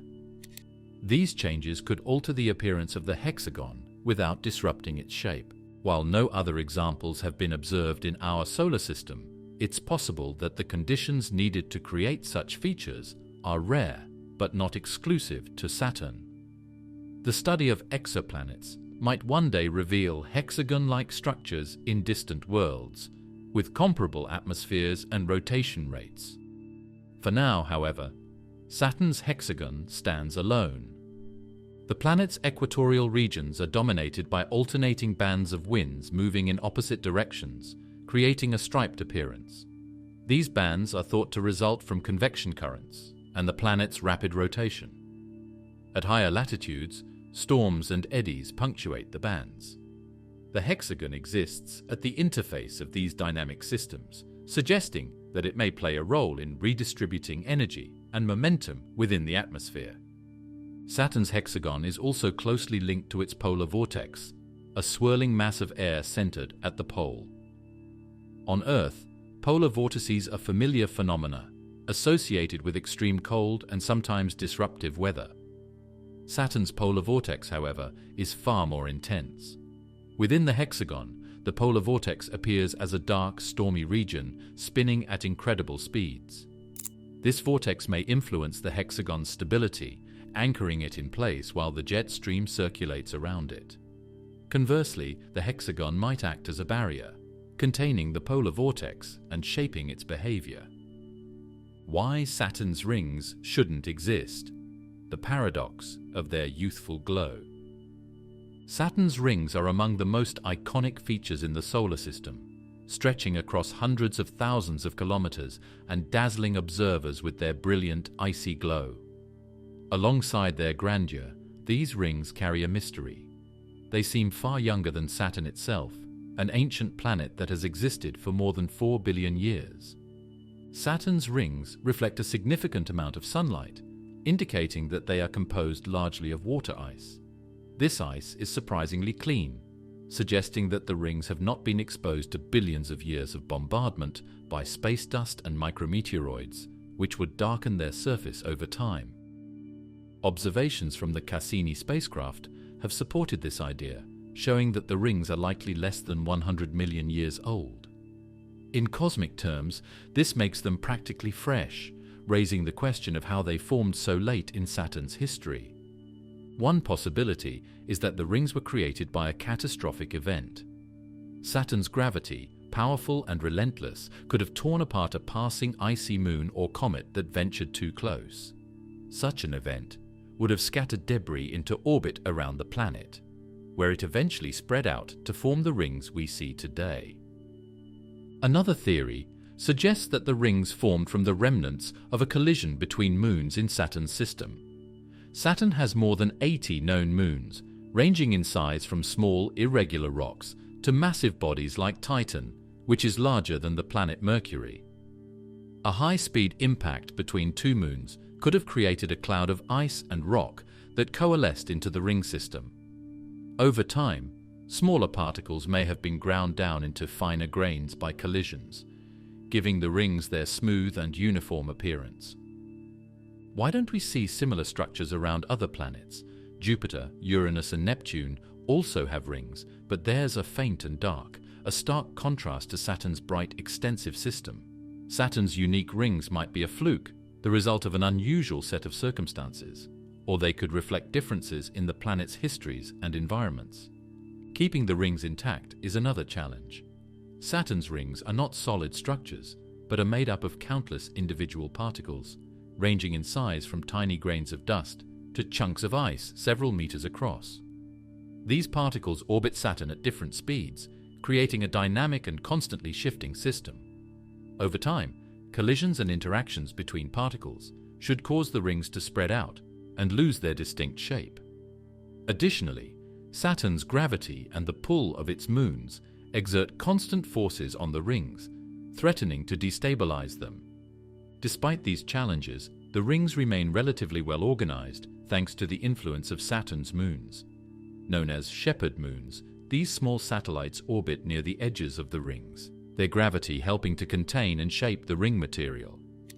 For example, the moonpan maintains the Encke gap, a narrow gap within the A ring, while Prometheus and Pandora act as shepherds for the F ring. These moons create gravitational resonances that can produce waves and ripples in the rings, contributing to their intricate structure. Collisions between particles can create smaller fragments, while some material may coalesce into temporary clumps or even small moonlets. This cycle of destruction and renewal helps to maintain the ring's overall appearance, even as individual particles are lost or altered. However, this process is not indefinite. Observations suggest that the rings are gradually losing material, with particles spiraling inward towards Saturn or being ejected into space. Cassini's measurements revealed that the rings are shedding material at a rate of about 10,000 kilograms per second, a process sometimes called ring rain. This material falls into Saturn's atmosphere, where it is absorbed and becomes part of the planet. At this rate, the rings could disappear entirely in as little as 100 million years, making their current state a fleeting moment in Saturn's long history. If the rings are indeed a recent feature, we are fortunate to observe them at their peak, during a time when they dominate Saturn's appearance. Their eventual disappearance would leave the planet looking much like Jupiter, with only faint and tenuous rings remaining. Despite the progress made in understanding Saturn's rings, many mysteries remain. For instance, why do the rings have such distinct divisions, like the Cassini division, a wide gap that separates the A and B rings? These divisions are thought to result from gravitational interactions with Saturn's moons, but the precise mechanisms are still being studied. Additionally, the question of why Saturn's rings are so massive compared to those of other planets remains unanswered. It's possible that Saturn's location in the solar system, its size, or its unique set of moons played a role in creating the conditions for such a spectacular ring system. Europa's ice-covered oceans, a cradle for alien life. Europa, one of Jupiter's moons, is a world covered in ice. Beneath its frozen surface, scientists believe, lies a vast ocean of liquid water. This hidden ocean, warmed by the tidal forces of Jupiter's immense gravity, has sparked intense interest. It could be one of the most promising places in the solar system to search for alien life. The first hints of Europa's ocean came from images captured by the Voyager spacecraft in the late 1970s. Europa's surface, unlike the crater-filled landscapes of many other moons, appeared smooth and bright, crisscrossed by dark lines and ridges. These features suggested that the surface was primarily ice, with cracks and fissures caused by stresses in the underlying layers. Later, the Galileo spacecraft, which orbited Jupiter in the 1990s, provided stronger evidence for the ocean. Its magnetometer detected a fluctuating magnetic field around Europa, consistent with the presence of a conductive layer, likely a salty liquid ocean beneath the ice. Estimates suggest that Europa's icy crust could range from a few kilometers to over 30 kilometers thick. If the ice is thinner in some regions, it might allow water or slushy material from the ocean to reach the surface, creating features such as chaos terrain, areas of broken jumbled ice that resemble a shattered sheet of glass. These chaotic regions could be places where water from the ocean interacts directly with the surface, providing a potential pathway for studying the chemistry of the subsurface ocean without having to drill through the ice. Tidal forces from Jupiter and the gravitational interactions with its neighboring moons Io, Ganymede, and Callisto create constant flexing in Europa's interior. This flexing generates heat through friction, preventing the ocean from freezing solid despite the frigid temperatures on the moon's surface. The presence of salts, likely brought up from the moon's rocky sea floor, would further lower the freezing point of the water, keeping it liquid. On Earth, hydrothermal vents on the ocean floor support thriving ecosystems, independent of sunlight. These vents release heat and chemicals that microorganisms use to generate energy, forming the base of a complex food web. If similar hydrothermal activity exists on Europa's seafloor, it could create an environment where life might emerge or survive. The presence of such activity remains speculative, but Europa's rocky interior and liquid ocean offer the basic conditions needed for it to occur. Another tantalizing clue about Europa's potential for life comes from plumes of water vapor observed near its surface. The Hubble Space Telescope has detected these plumes, which appear to erupt from the moon's surface like geysers. If confirmed, these plumes could provide a direct way to sample material from Europa's ocean without landing on the surface or drilling through the ice. Spacecraft could fly through the plumes, analyzing their composition and searching for organic molecules or other signs of habitability. In an environment completely cut off from sunlight, any life in Europa's ocean would need to rely on other energy sources. On Earth, life thrives in some of the most extreme conditions, from boiling hot springs to the icy depths of Antarctica. Microbes in particular are incredibly adaptable, capable of surviving in places previously thought to be inhospitable. Europa's ocean, with its possible chemical richness and energy sources, could support similar microbial life, or even more complex organisms if conditions are favorable. NASA's Europa Clipper spacecraft, which launched on October 14, 2024, will conduct a series of flybys, using a suite of instruments to study the Moon's ice shell, subsurface ocean, and surface composition. It will search for evidence of plumes, measure the thickness of the ice, and look for regions where the ocean might be interacting with the surface. It will lay the groundwork for future missions that could explore the surface, or even attempt to penetrate the ice. The European Space Agency's Jupiter Icy Moons Explorer, or JUICE, launched on the 14th of April 2023, will study Europa alongside Ganymede and Callisto. While its primary focus is on Ganymede, JUICE will provide valuable insights into Europa's environment, complementing the data collected by Europa Clipper. Future exploration concepts for Europa include landers and ice-penetrating probes. A lander could analyze the surface ice for organic molecules, salts, or other signs of ocean material. Ice-penetrating probes, while far more challenging to develop, could drill through the ice and deploy underwater vehicles to explore the ocean directly. Such missions would face enormous technical hurdles, from surviving the intense radiation near Jupiter to operating in an environment where temperatures plunge to extremes. If life exists on Europa, it would demonstrate that life can arise in environments vastly different from those on Earth, broadening our perspective on where to look for life beyond our solar system. Even if Europa's ocean is lifeless, studying its chemistry and dynamics will provide valuable insights into the potential habitability of icy worlds. Enceladus and its icy geysers, signs of a warm underworld.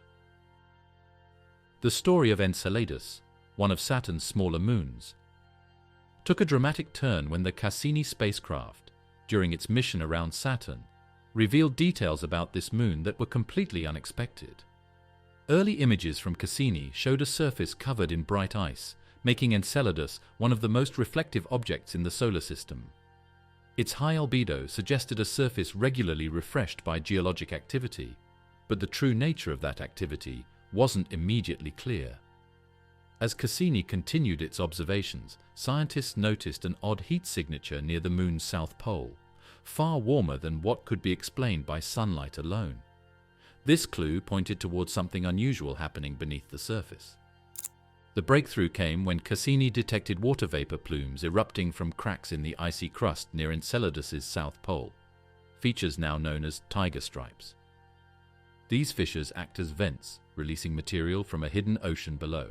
The plumes are composed primarily of water vapor, but they also contain salts, silica particles, and organic compounds.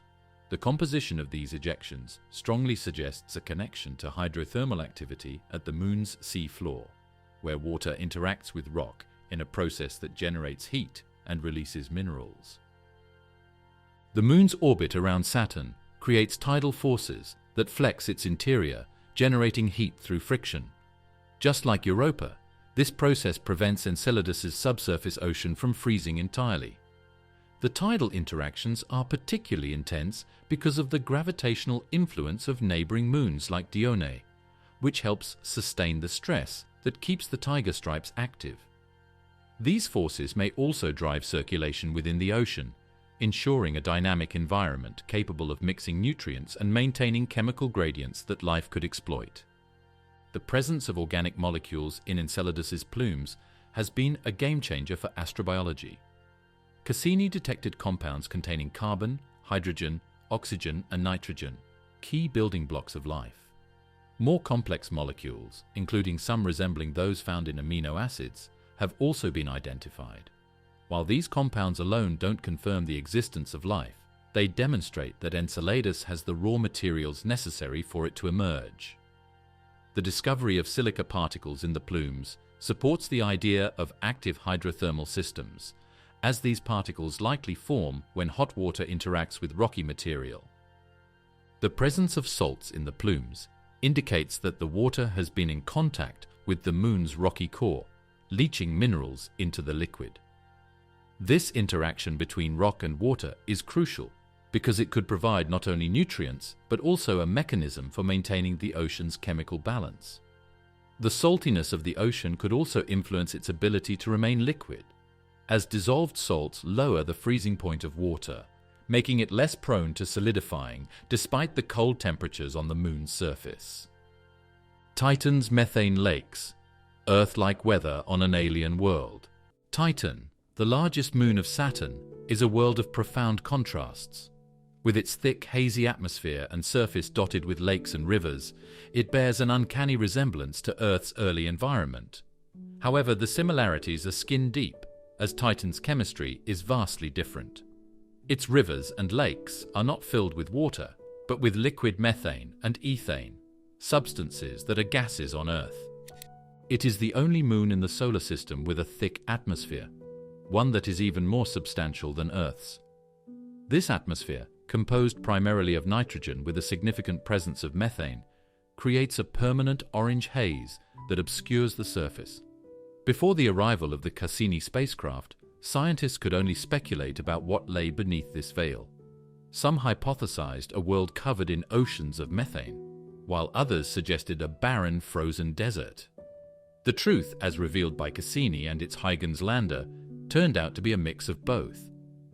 Cassini's radar instrument mapped vast lakes and seas in the Moon's polar regions, with smaller, river-like channels snaking through the terrain. These features are remarkably similar to those carved by water on Earth, but the temperatures on Titan, which average around -179 degrees Celsius, or about -290 degrees Fahrenheit, are far too cold for liquid water to exist. Instead, Titan's rivers and lakes are composed of hydrocarbons that remain liquid in this frigid environment. These methane lakes and seas are concentrated near Titan's poles, particularly in the north, where the largest sea, Kraken Mare, spans hundreds of kilometers.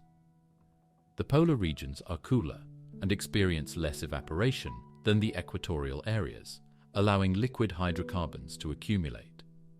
The lakes vary in size and depth, with some shallow ponds and others plunging to depths of over 100 meters. These bodies of liquid are surrounded by terrain that appears strikingly Earth-like, with shorelines, deltas, and even islands. The resemblance to terrestrial landscapes is one of the reasons Titan is often described as a world with Earth-like weather on an alien stage. Titan's methane cycle mirrors Earth's water cycle in many ways. Methane evaporates from the surface, forms clouds, and falls back as rain.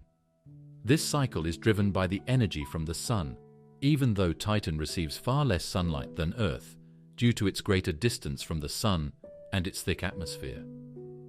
The process of methane precipitation and evaporation creates a dynamic system that shapes the surface, forming riverbeds and carving channels through the icy ground.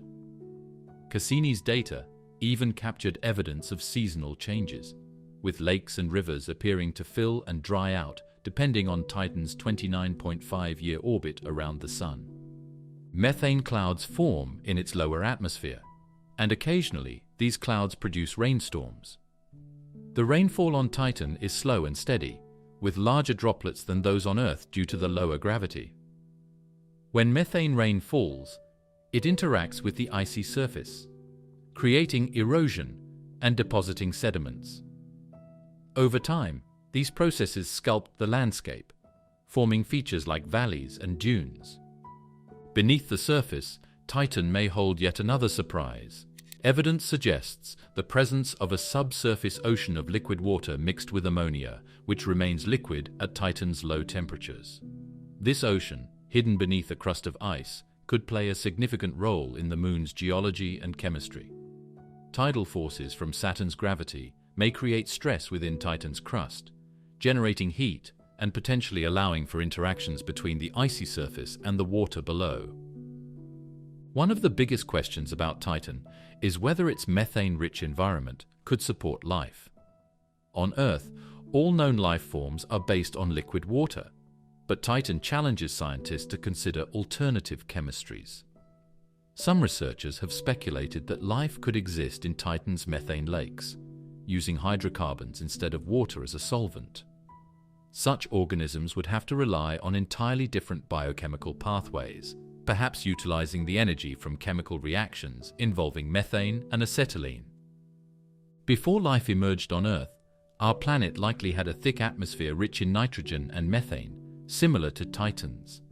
Studying Titan provides a glimpse into this primordial stage, helping scientists understand the processes that led to the development of life.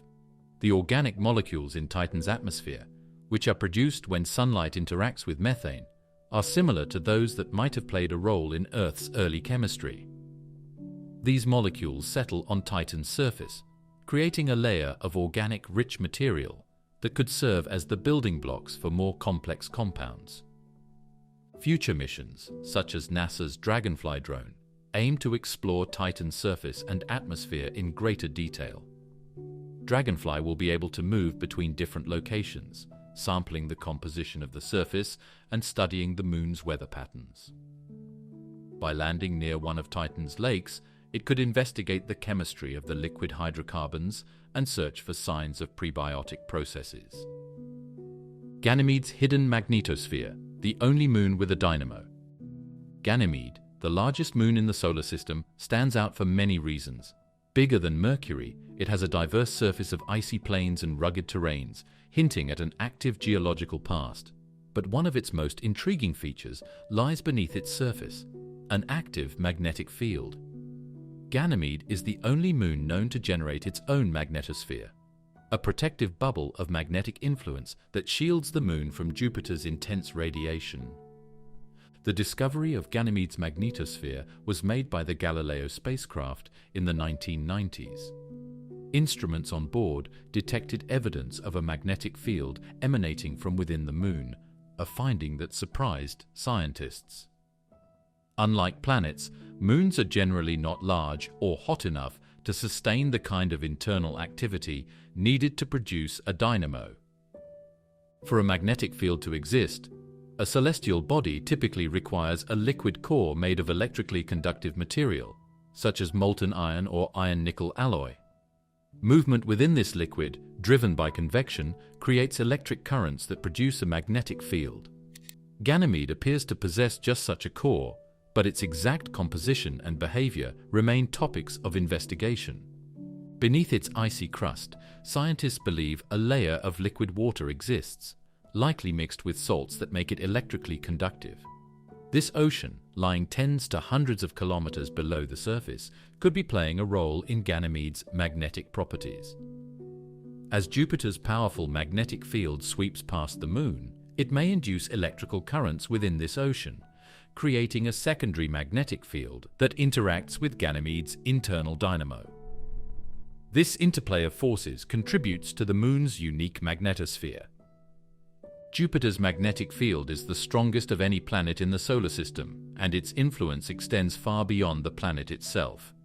Ganymede, orbiting within this powerful field, experiences constant bombardment by charged particles, including electrons and ions.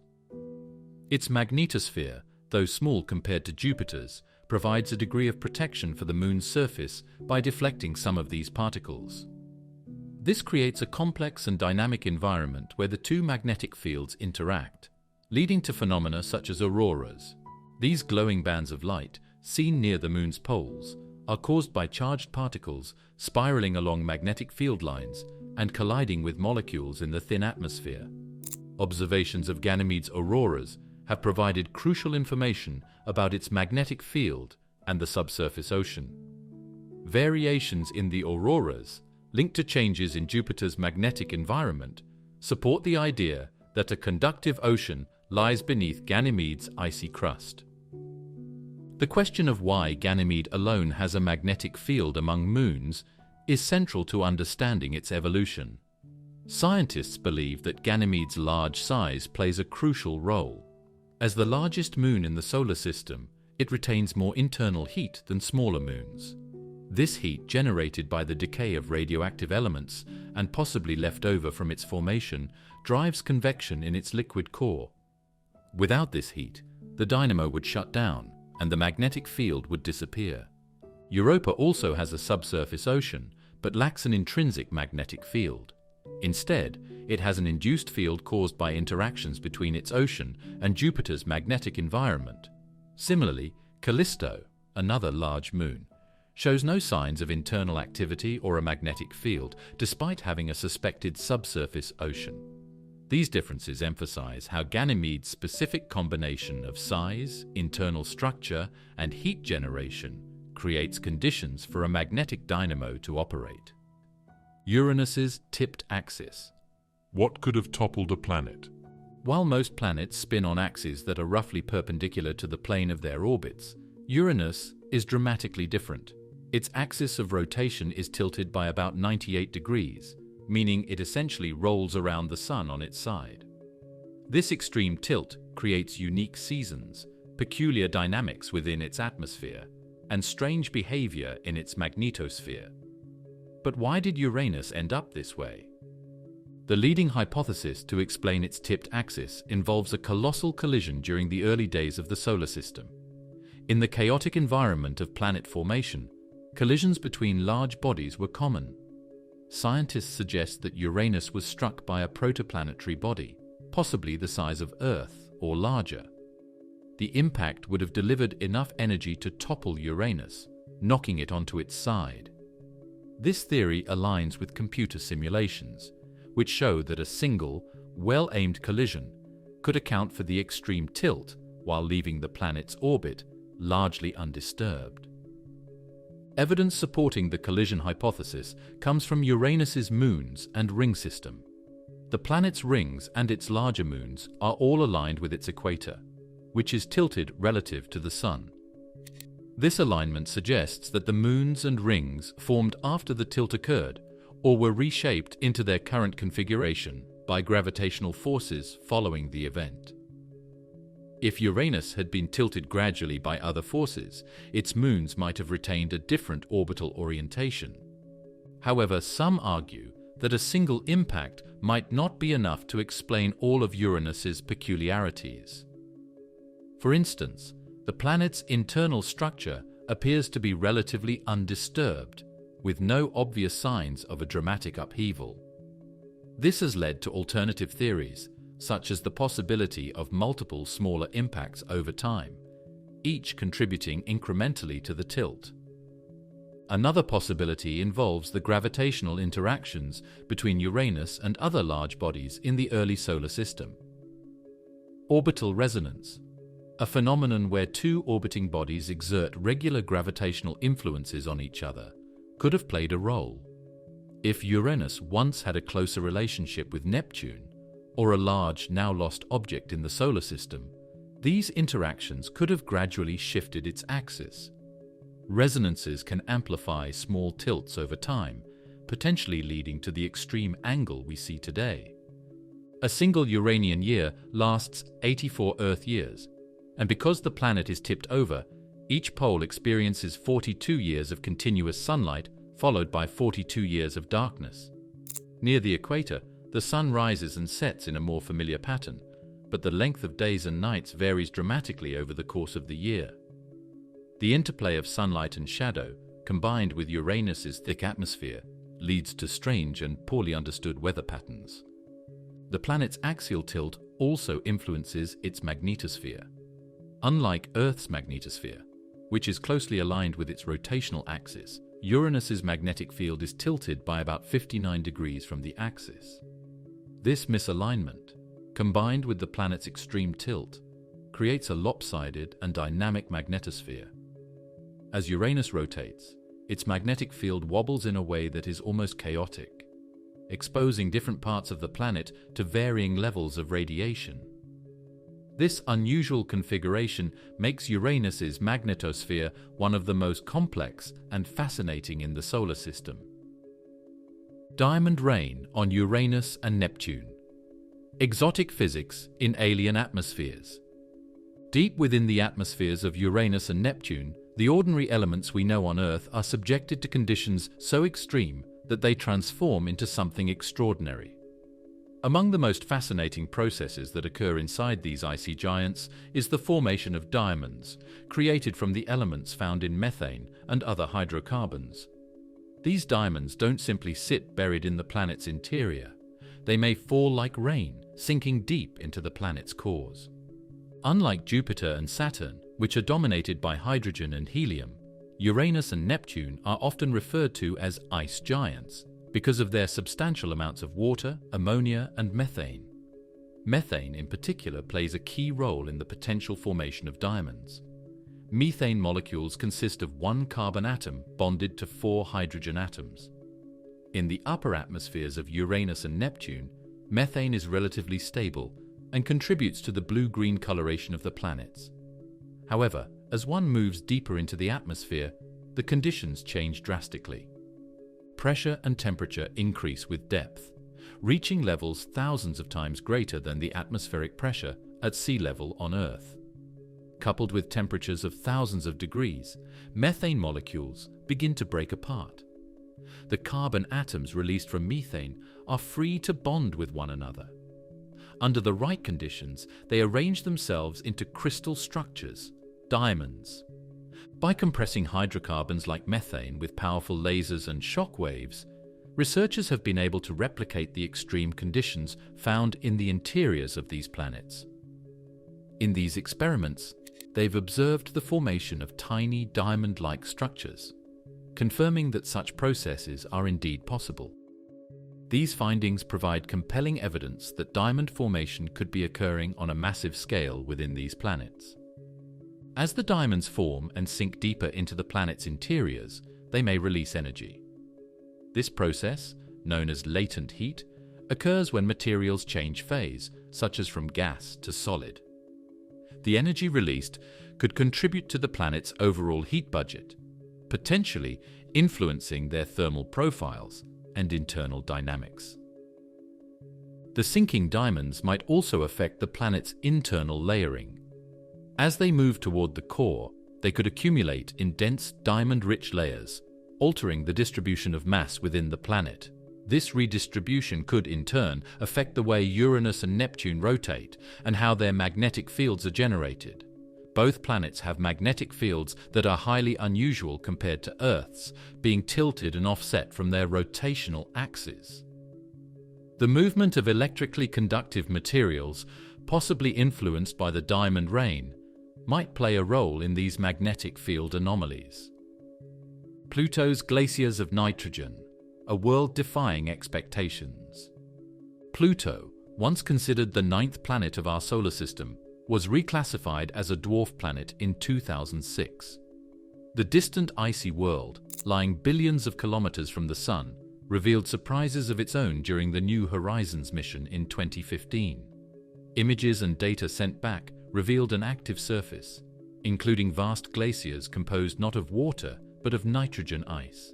These glaciers move and flow in ways that resemble Earth's icy rivers, despite Pluto's surface temperatures plunging to around -230 degrees Celsius, close to absolute zero. At the heart of this nitrogen ice activity is Sputnik Planitia, a vast heart-shaped basin spanning roughly 1,000 kilometers. This area is primarily composed of nitrogen ice, with traces of carbon monoxide and methane. The basin's smooth, featureless surface stands out against the rugged and heavily cratered terrain surrounding it. The lack of craters in Sputnik Planitia suggests that it is geologically young, with its surface being continually renewed. For a world as small and cold as Pluto, such resurfacing was unexpected. Nitrogen ice behaves differently from water ice due to its low freezing point and unique properties. It is soft and malleable, capable of flowing under its own weight.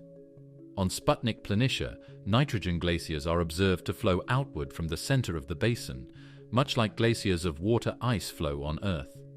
These flows smooth over the terrain, erasing craters and other surface features as they move. While the dwarf planet receives little energy from the distant Sun, it retains some heat from its formation billions of years ago. Additionally, The decay of radioactive elements within Pluto's rocky core could contribute to this internal warmth. Even a small amount of heat can keep nitrogen ice mobile, allowing it to behave almost like a fluid on geological timescales. On Pluto, sunlight, though faint, provides enough energy to cause nitrogen ice to sublimate during its day. Sublimation occurs when a solid turns directly into a gas, bypassing the liquid phase. This process creates pressure differences in the surface layers, driving atmospheric circulation and contributing to the redistribution of nitrogen ice across the dwarf planet. As nitrogen gas condenses back into solid form during Pluto's long night, it creates a cycle that continually shapes the surface. Pluto's activity suggests that even small, distant worlds can be geologically dynamic if the right conditions are met. Other objects in the Kuiper belt, the region of space where Pluto resides, could host similar processes driven by internal heat and volatile ices like nitrogen and methane. By studying Pluto, scientists gain insights into the potential for geologic and even prebiotic activity on other icy worlds, including moons like Europa and Enceladus. Over time, the cycling of nitrogen ice could redistribute material across the surface, contributing to the variety of terrains observed. Some regions of Pluto, such as the dark cratered plains of Cthulhu Macula, appear older and less active, suggesting that the processes driving glacial activity are not uniform. Factors such as variations in internal heat, surface composition, and local topography likely play a role in determining where and how glaciers form. Karon's red cap, an interplay between atmospheres. Karon, Pluto's largest moon, has a distinctive feature that sets it apart from other celestial bodies: its reddish polar regions. These red caps, most prominently seen at Karon's north pole, present a striking contrast to the moon's otherwise grey and icy surface. Karon's red cap is believed to be the result of a process involving Pluto's atmosphere. Pluto, though small and distant, has a thin atmosphere primarily composed of nitrogen, with traces of methane and carbon monoxide. When sunlight strikes the methane in Pluto's atmosphere, chemical reactions occur, breaking the methane molecules into smaller components. These fragments can then recombine into more complex hydrocarbons, such as ethane and acetylene. Over time, some of these hydrocarbons are converted into tholins, complex organic molecules that tend to have a reddish or brownish hue. Tholins themselves are not stable enough to remain suspended in Pluto's atmosphere indefinitely. Instead, they gradually settle onto Pluto's surface or escape into space. Some of this escaping material finds its way to Karon, whose gravity captures the molecules. As Pluto and Karon are tidally locked, they always present the same face to each other, maintaining a constant gravitational and orbital relationship. This unique dynamic ensures that the interaction between their atmospheres is sustained over long periods, with Pluto acting as a source of material for its moon. The red cap on Karon forms primarily during its long winter, a season that lasts decades due to the extreme tilt of the Pluto-Karon system. During this time, the poles experience prolonged darkness, plunging temperatures to even lower levels than usual. In these conditions, the molecules of methane and other gases freeze out onto Karon's icy surface, concentrating at the pole. These frozen hydrocarbons remain undisturbed until the polar region re-enters sunlight during the spring. When sunlight finally reaches the polar cap, it triggers a series of reactions.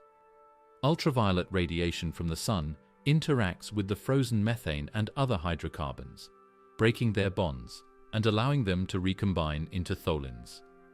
This photochemical process is key to the formation of the reddish material observed on Karon's surface.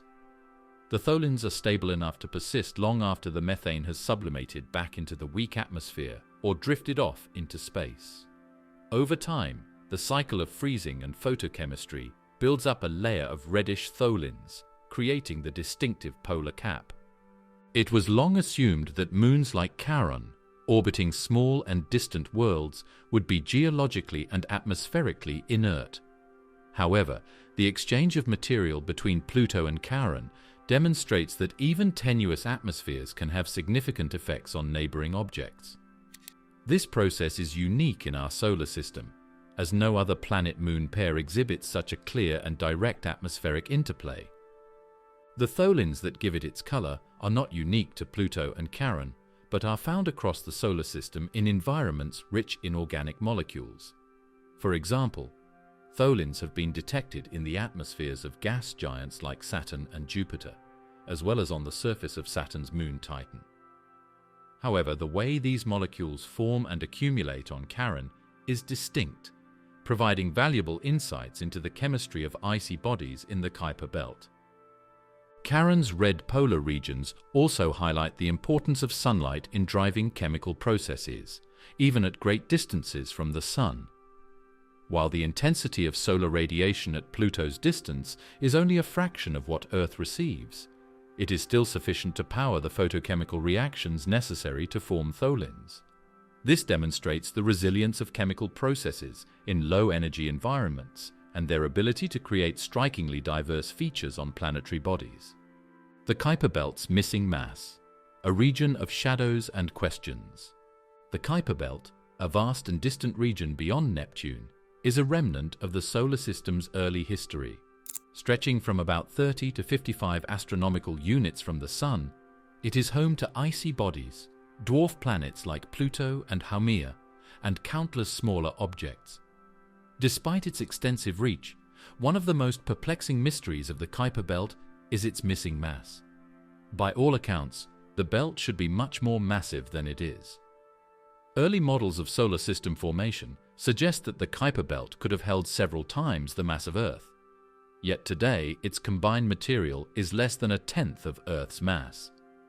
The origins of the Kuiper belt trace back to the protoplanetary disk of gas and dust that surrounded the young Sun. In the outer regions of this disk, temperatures were low enough for volatile compounds like water, methane, and ammonia to freeze, forming icy planetesimals. These small bodies were the building blocks of larger objects and should have been abundant in this region.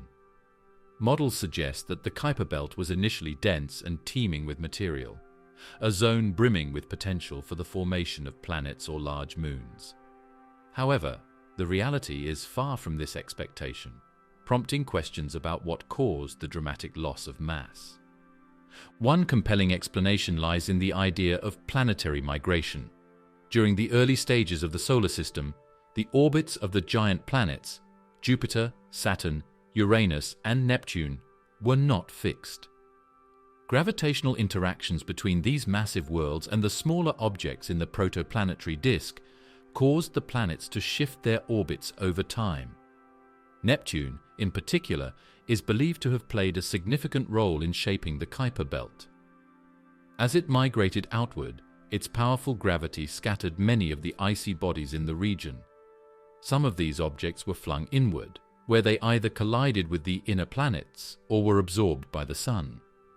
Others were ejected entirely from the solar system, becoming rogue objects drifting through interstellar space. This period of planetary migration, often referred to as the Nice model after the French city where it was developed, provides a framework for understanding the Kuiper belt's depletion. The interactions between Neptune and the icy bodies would have been chaotic and violent, resulting in a much sparser population of objects. The remaining material settled into more stable orbits, forming the structure of the Kuiper belt as we see it today. Collisions also played a role in reducing the Kuiper belt's mass. In a dense and turbulent environment, frequent impacts between icy bodies would have been inevitable. These collisions could have shattered larger objects into smaller fragments, many of which might have been too small to remain in the belt for long. The solar system's radiation pressure and the solar wind would have gradually pushed these tiny particles outward, further depleting the Kuiper belt's mass. Another theory posits that the Kuiper belt may have never contained as much mass as the models suggest. In this scenario, the outer regions of the protoplanetary disk were less dense to begin with, possibly due to variations in the distribution of material within the disk. If the density of material decreased with distance from the Sun, the Kuiper belt may have simply formed with less material than expected. This idea aligns with observations of other star systems, where protoplanetary disks often show similar patterns of decreasing density in their outer regions. The influence of passing stars and the galactic environment also cannot be ignored. During the early history of the solar system, the Sun was likely part of a dense stellar nursery, with many nearby stars exerting gravitational forces on the disk of material. Close encounters with these stars could have perturbed the orbits of objects in the Kuiper belt, scattering them and contributing to the loss of mass. Additionally, the interstellar medium, the gas and dust that permeate the galaxy, could have influenced the outer reaches of the solar system. Despite its depletion, the Kuiper belt remains an invaluable source of information about the early solar system. The objects that survived the tumultuous history of the region are some of the most primitive bodies in the solar system, preserving a record of the conditions that existed during its formation. By studying these icy relics, scientists can gain insights into the composition and behavior of the protoplanetary disk, as well as the processes that shaped the solar system into its current configuration. Homea, shaped by speed. Unlike the nearly spherical forms of most planets and many moons, Homea, one of the dwarf planets residing in the Kuiper belt, has an elongated, almost egg-like shape. This unusual appearance isn't random. It is a direct result of its rapid rotation. Haumea spins so quickly on its axis that its day lasts less than 4 hours, making it the fastest spinning large object in the solar system. Haumea's rapid spin has caused it to stretch out along its equatorial plane, giving it a distinctly oblong shape. The forces at play here are a combination of gravity, which seeks to pull the dwarf planet into a spherical form, and centrifugal force, which pushes material outward as it rotates. At Haumea's speed, the centrifugal force becomes dominant at its equator, creating the elongated shape we see today. This phenomenon isn't entirely unique. Many fast-rotating stars, and even some smaller asteroids, exhibit similar stretching, but in Haumea's case, the effect is so pronounced that it has become a defining feature. Scientists believe that Haumea's current state is the result of a massive collision early in its history. Billions of years ago, another large object is thought to have struck Haumea, delivering an enormous amount of angular momentum. This collision not only set Haumea spinning at its current rate, but also ejected a significant amount of material into space. Some of this material eventually coalesced into Haumea's 2 moons, Hi'iaka and Namaka, while the rest formed a family of icy fragments now known as the Haumean collisional family. This group of objects, which share similar orbits and surface compositions, provides compelling evidence of the ancient impact. Unlike many other dwarf planets, Haumea appears to have differentiated into layers, with a dense rocky core surrounded by a thick mantle of water ice. The collision that sped up Haumea's rotation may have stripped away much of its original icy outer layer, leaving behind a thinner shell of ice than might otherwise be expected. This thinner ice mantle contributes to Haumea's relatively high density, which is unusual for a body composed largely of ice. Haumea's equatorial region, where centrifugal force is strongest, likely experiences stress and fractures not seen in slower rotating bodies. This could lead to cracks or other features in the ice as it adjusts to the constant outward pull. Additionally, the centrifugal force would affect the distribution of material across Haumea's surface, potentially creating variations in the thickness of the ice shell or concentrating certain materials near the equator. Haumea has a bright icy surface with one of the highest albedos of any object in the solar system, meaning it reflects a large percentage of the sunlight that strikes it.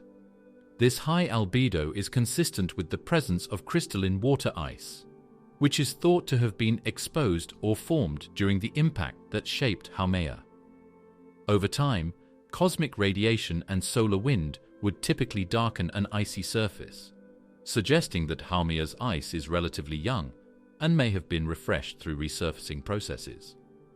These could include cryovolcanism, volcano-like activity involving water or other volatiles instead of molten rock, or the redistribution of surface ice caused by Haumea's rapid rotation. Haumea's moons, Hyakea and Namaka, offer additional clues about its formation and evolution. Hyakea, the larger of the two, has a nearly circular orbit and is thought to be composed mainly of water ice, much like Homea itself. Namaka, on the other hand, has a more eccentric orbit, indicating that its interactions with Hyakea and Haumea have been more complex over time. The formation of these moons is closely tied to the ancient collision that shaped Haumea. It's likely that both moons formed from the debris ejected during the impact, coalescing from icy fragments that shared Haumea's initial trajectory.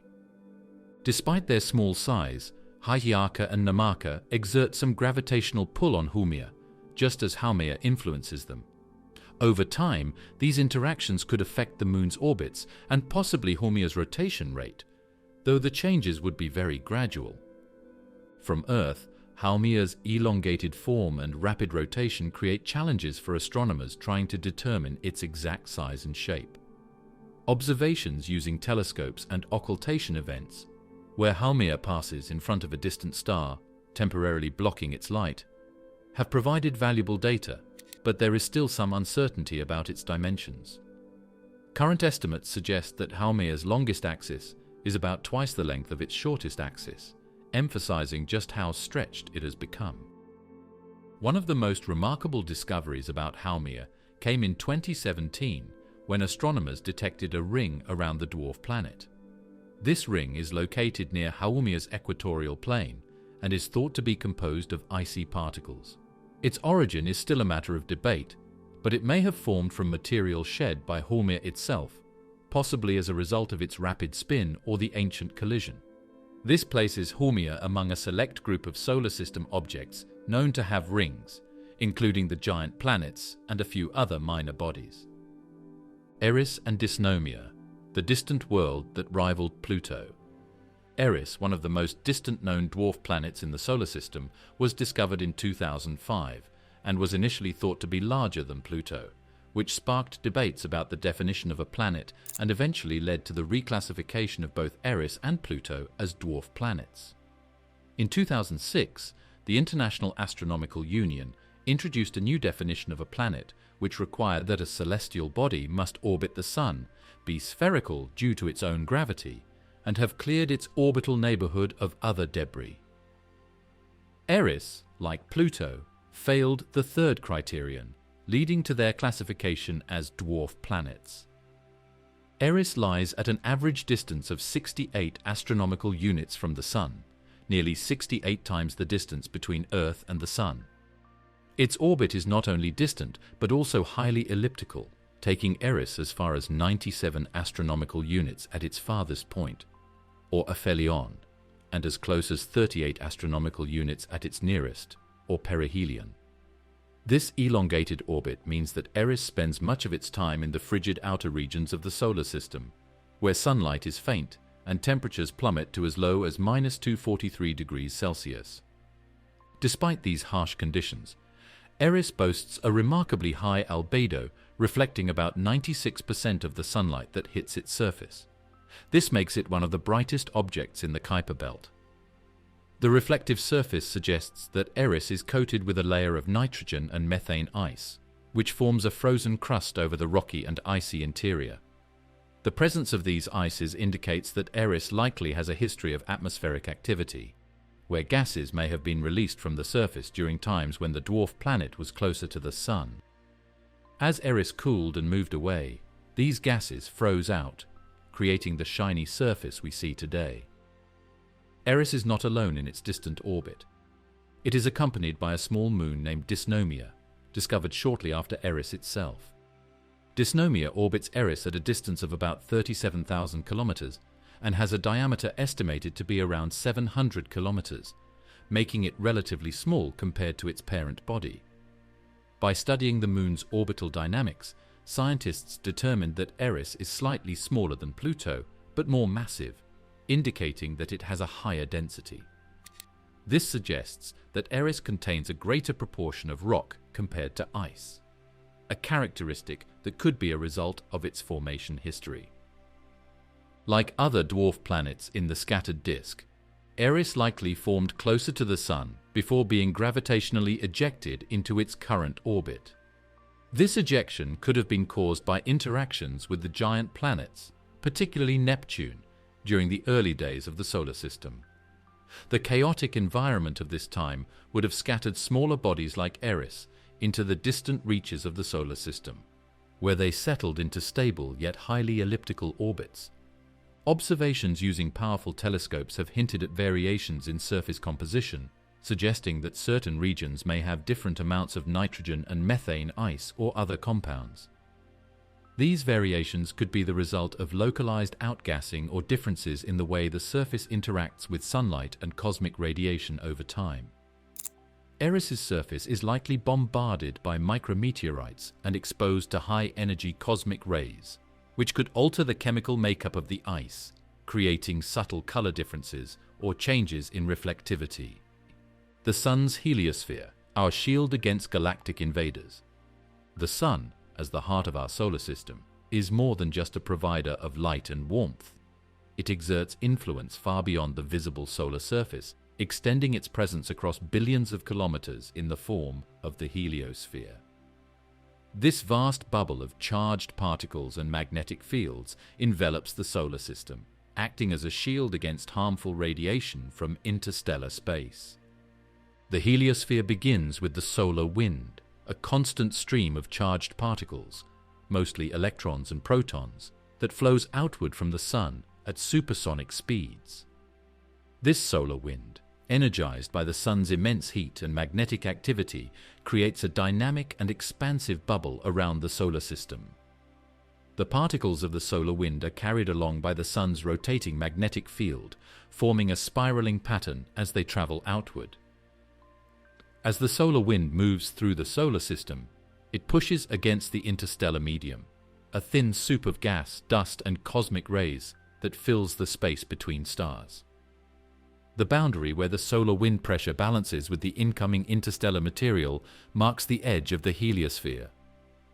It has several key regions, each defined by the interactions between the solar wind and interstellar space.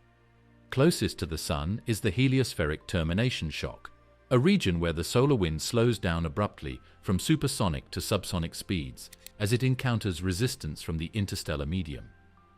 Beyond this lies the heliosheath, a turbulent zone where the slowed solar wind begins to mix with interstellar material. Finally, at the outermost boundary, the heliopause represents the definitive edge of the heliosphere, where the Sun's influence wanes and interstellar space begins. Beyond the heliopause, the Sun's particles are overpowered by the galactic wind, a flow of particles and radiation originating from the rest of the Milky Way. Without the heliosphere, Earth and the other planets would be exposed to much higher levels of radiation, potentially rendering environments like Earth's surface far less hospitable. The solar wind and the magnetic field carried with it act as a barrier, deflecting or slowing down most harmful particles before they can reach the inner solar system. The Sun operates on an approximately 11-year cycle of magnetic activity, which includes periods of high activity known as solar maximum and low activity known as solar minimum. During solar maximum, the increased energy of the solar wind causes the heliosphere to expand slightly, strengthening its protective barrier. Conversely, during solar minimum, the solar wind weakens and the heliosphere contracts, making it less effective at shielding against cosmic rays. As the solar system moves through the galaxy, it encounters regions of varying density and pressure within the interstellar medium. Denser regions can compress the heliosphere, while less dense regions allow it to expand. These interactions can create asymmetries in the heliosphere's shape, resulting in a tail-like extension on the side opposite the solar system's motion through space. This tail, sometimes referred to as the heliotail, stretches for hundreds of astronomical units and represents the lingering influence of the Sun's solar wind far beyond the main body of the heliosphere. Our understanding of the heliosphere has been greatly enhanced by space missions like Voyager 1 and Voyager 2. These twin spacecraft, launched in 1977, have traveled beyond the planets and into the outer reaches of the heliosphere. In 2012, Voyager 1 became the first human-made object to cross the heliopause and enter interstellar space, followed by Voyager 2 in 2018. As they passed through the various boundaries of the heliosphere, the spacecraft provided invaluable data on the behavior of the solar wind, the density of interstellar material, and the transition between the two environments. These observations confirmed that the heliosphere is not a perfect sphere, but is instead influenced by the Sun's motion and the surrounding interstellar conditions. The heliosphere's protective role extends to all the planets within it, but its effects vary depending on their position and magnetic properties. For planets with strong magnetic fields like Earth and Jupiter, the heliosphere and the planet's magnetosphere work together to deflect harmful particles. For planets without magnetic fields, such as Mars and Venus, the heliosphere provides the primary line of defense. However, the effectiveness of this protection decreases with distance from the Sun, making outer planets and spacecraft traveling beyond the heliosphere more vulnerable to cosmic radiation. Oort cloud, the theoretical edge of the solar system. Unlike planets, moons, and even the Kuiper belt, the Oort cloud has never been directly observed. It exists as a hypothesis, a vast spherical shell of icy bodies that surrounds the solar system at an immense distance. The Oort cloud is thought to be the source of long-period comets, those icy visitors with orbits that can take hundreds, thousands, or even millions of years to complete. While the evidence for the Oort cloud is indirect, it has become a cornerstone in understanding the outermost reaches of our cosmic neighborhood. The concept of the Oort cloud was first proposed in 1950 by Dutch astronomer Jan Oort. He was trying to explain the origins of comets with highly elongated orbits that did not seem to originate from the known regions of the solar system, such as the asteroid belt or Kuiper belt. These comets appeared to come from all directions, not just from the plane of the solar system, where most other celestial bodies reside. Oort theorized that these comets originated in a distant, spherical reservoir of icy objects that encased the solar system. When these icy bodies were disturbed by passing stars or gravitational interactions, they could be sent hurtling toward the inner solar system, becoming the comets we observe. One of the most compelling pieces of evidence for the Oort cloud comes from studying the orbits of long-period comets. These comets often approach the Sun from extreme distances, far beyond the outer edge of the Kuiper belt. Their orbits are not confined to the ecliptic plane, the flat disk where the planets and most solar system objects orbit. Instead, they come from all directions, suggesting a distant spherical source. The trajectories and velocities of these comets align well with the idea of a vast shell of icy bodies that extends in all directions around the solar system. The Oort cloud is theorized to have two parts: an inner region, known as the Hills cloud, and an outer region that forms the spherical shell.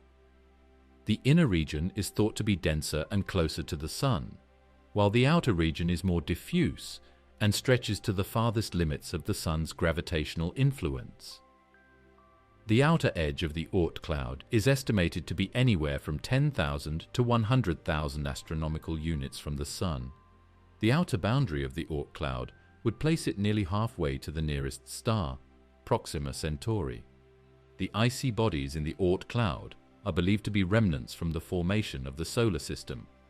During the early stages of planet formation, many small icy planetesimals were scattered outward by the gravitational influence of the giant planets, particularly Jupiter and Saturn.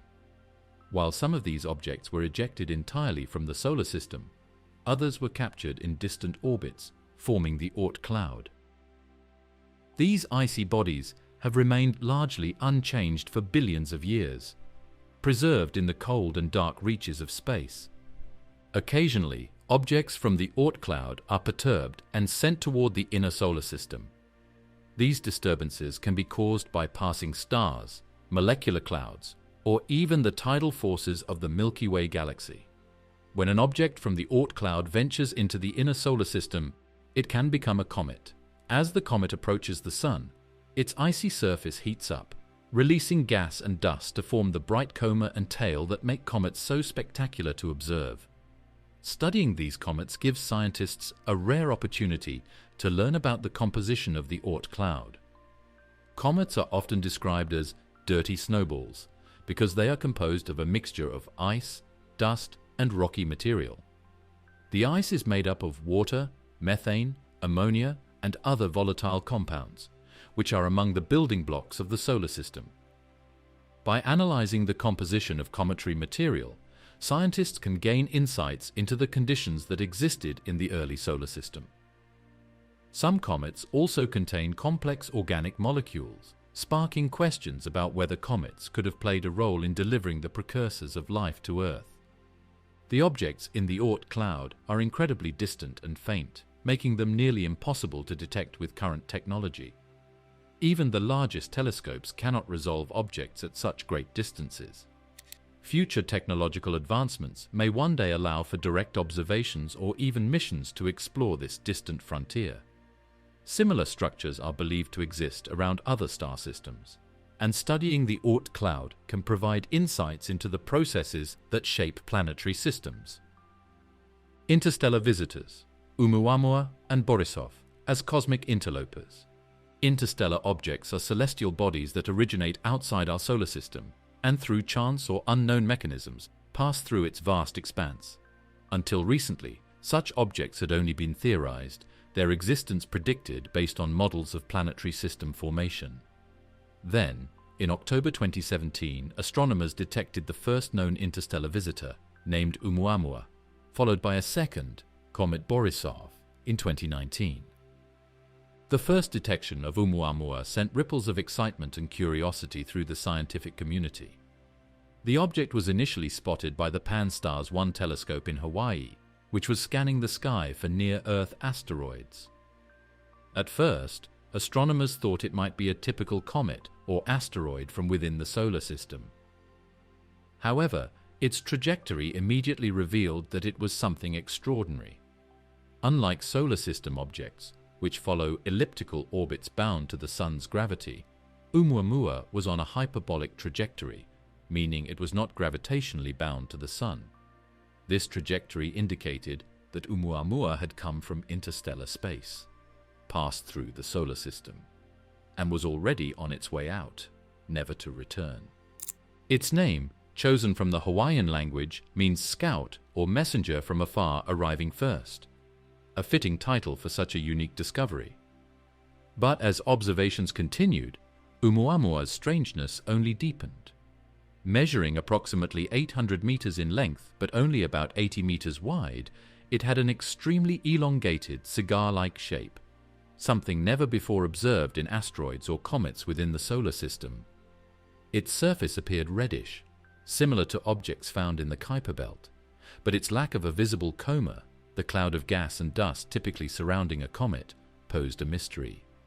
This absence suggested that it was not a typical icy comet. Perhaps the most puzzling aspect of Oumuamua was its unexpected acceleration as it moved away from the Sun.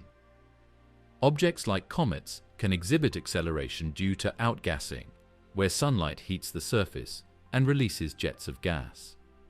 However, no such jets were observed coming from Oumuamua. This led to a range of theories, from the plausible to the speculative. Some researchers suggested that it might be composed of unusual materials such as solid hydrogen or nitrogen ice, which could sublimate invisibly under solar heat. Others proposed that its acceleration could result from radiation pressure, essentially the gentle push of sunlight on its surface. More controversial ideas suggested that Oumuamua might be artificial in origin, potentially a probe or fragment from an advanced extraterrestrial civilization.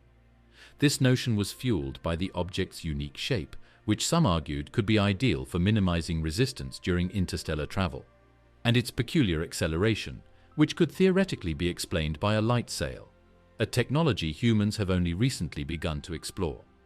While there is no concrete evidence to support such an extraordinary claim, Oumuamua has undeniably pushed the boundaries of scientific curiosity. In 2019, another interstellar visitor was discovered, Comet 2Y/Borisov. Unlike Oumuamua, Borisov was more familiar in appearance, resembling a traditional comet. It was discovered by amateur astronomer Gennady Borisov using a telescope he built himself. Borisov's trajectory clearly showed that it too originated from outside the solar system, making it the second confirmed interstellar object. Unlike Oumuamua, Borisov exhibited a pronounced coma and tail, signs of sublimating ices as it approached the Sun. Its composition appeared similar to comets from our own solar system, suggesting that the processes of planetary formation and material composition might be universal across star systems. However, Borisov wasn't identical to solar system comets. For instance, it appeared to have a higher abundance of carbon monoxide, a volatile compound, than typical comets in the inner solar system. Studying interstellar objects poses significant challenges.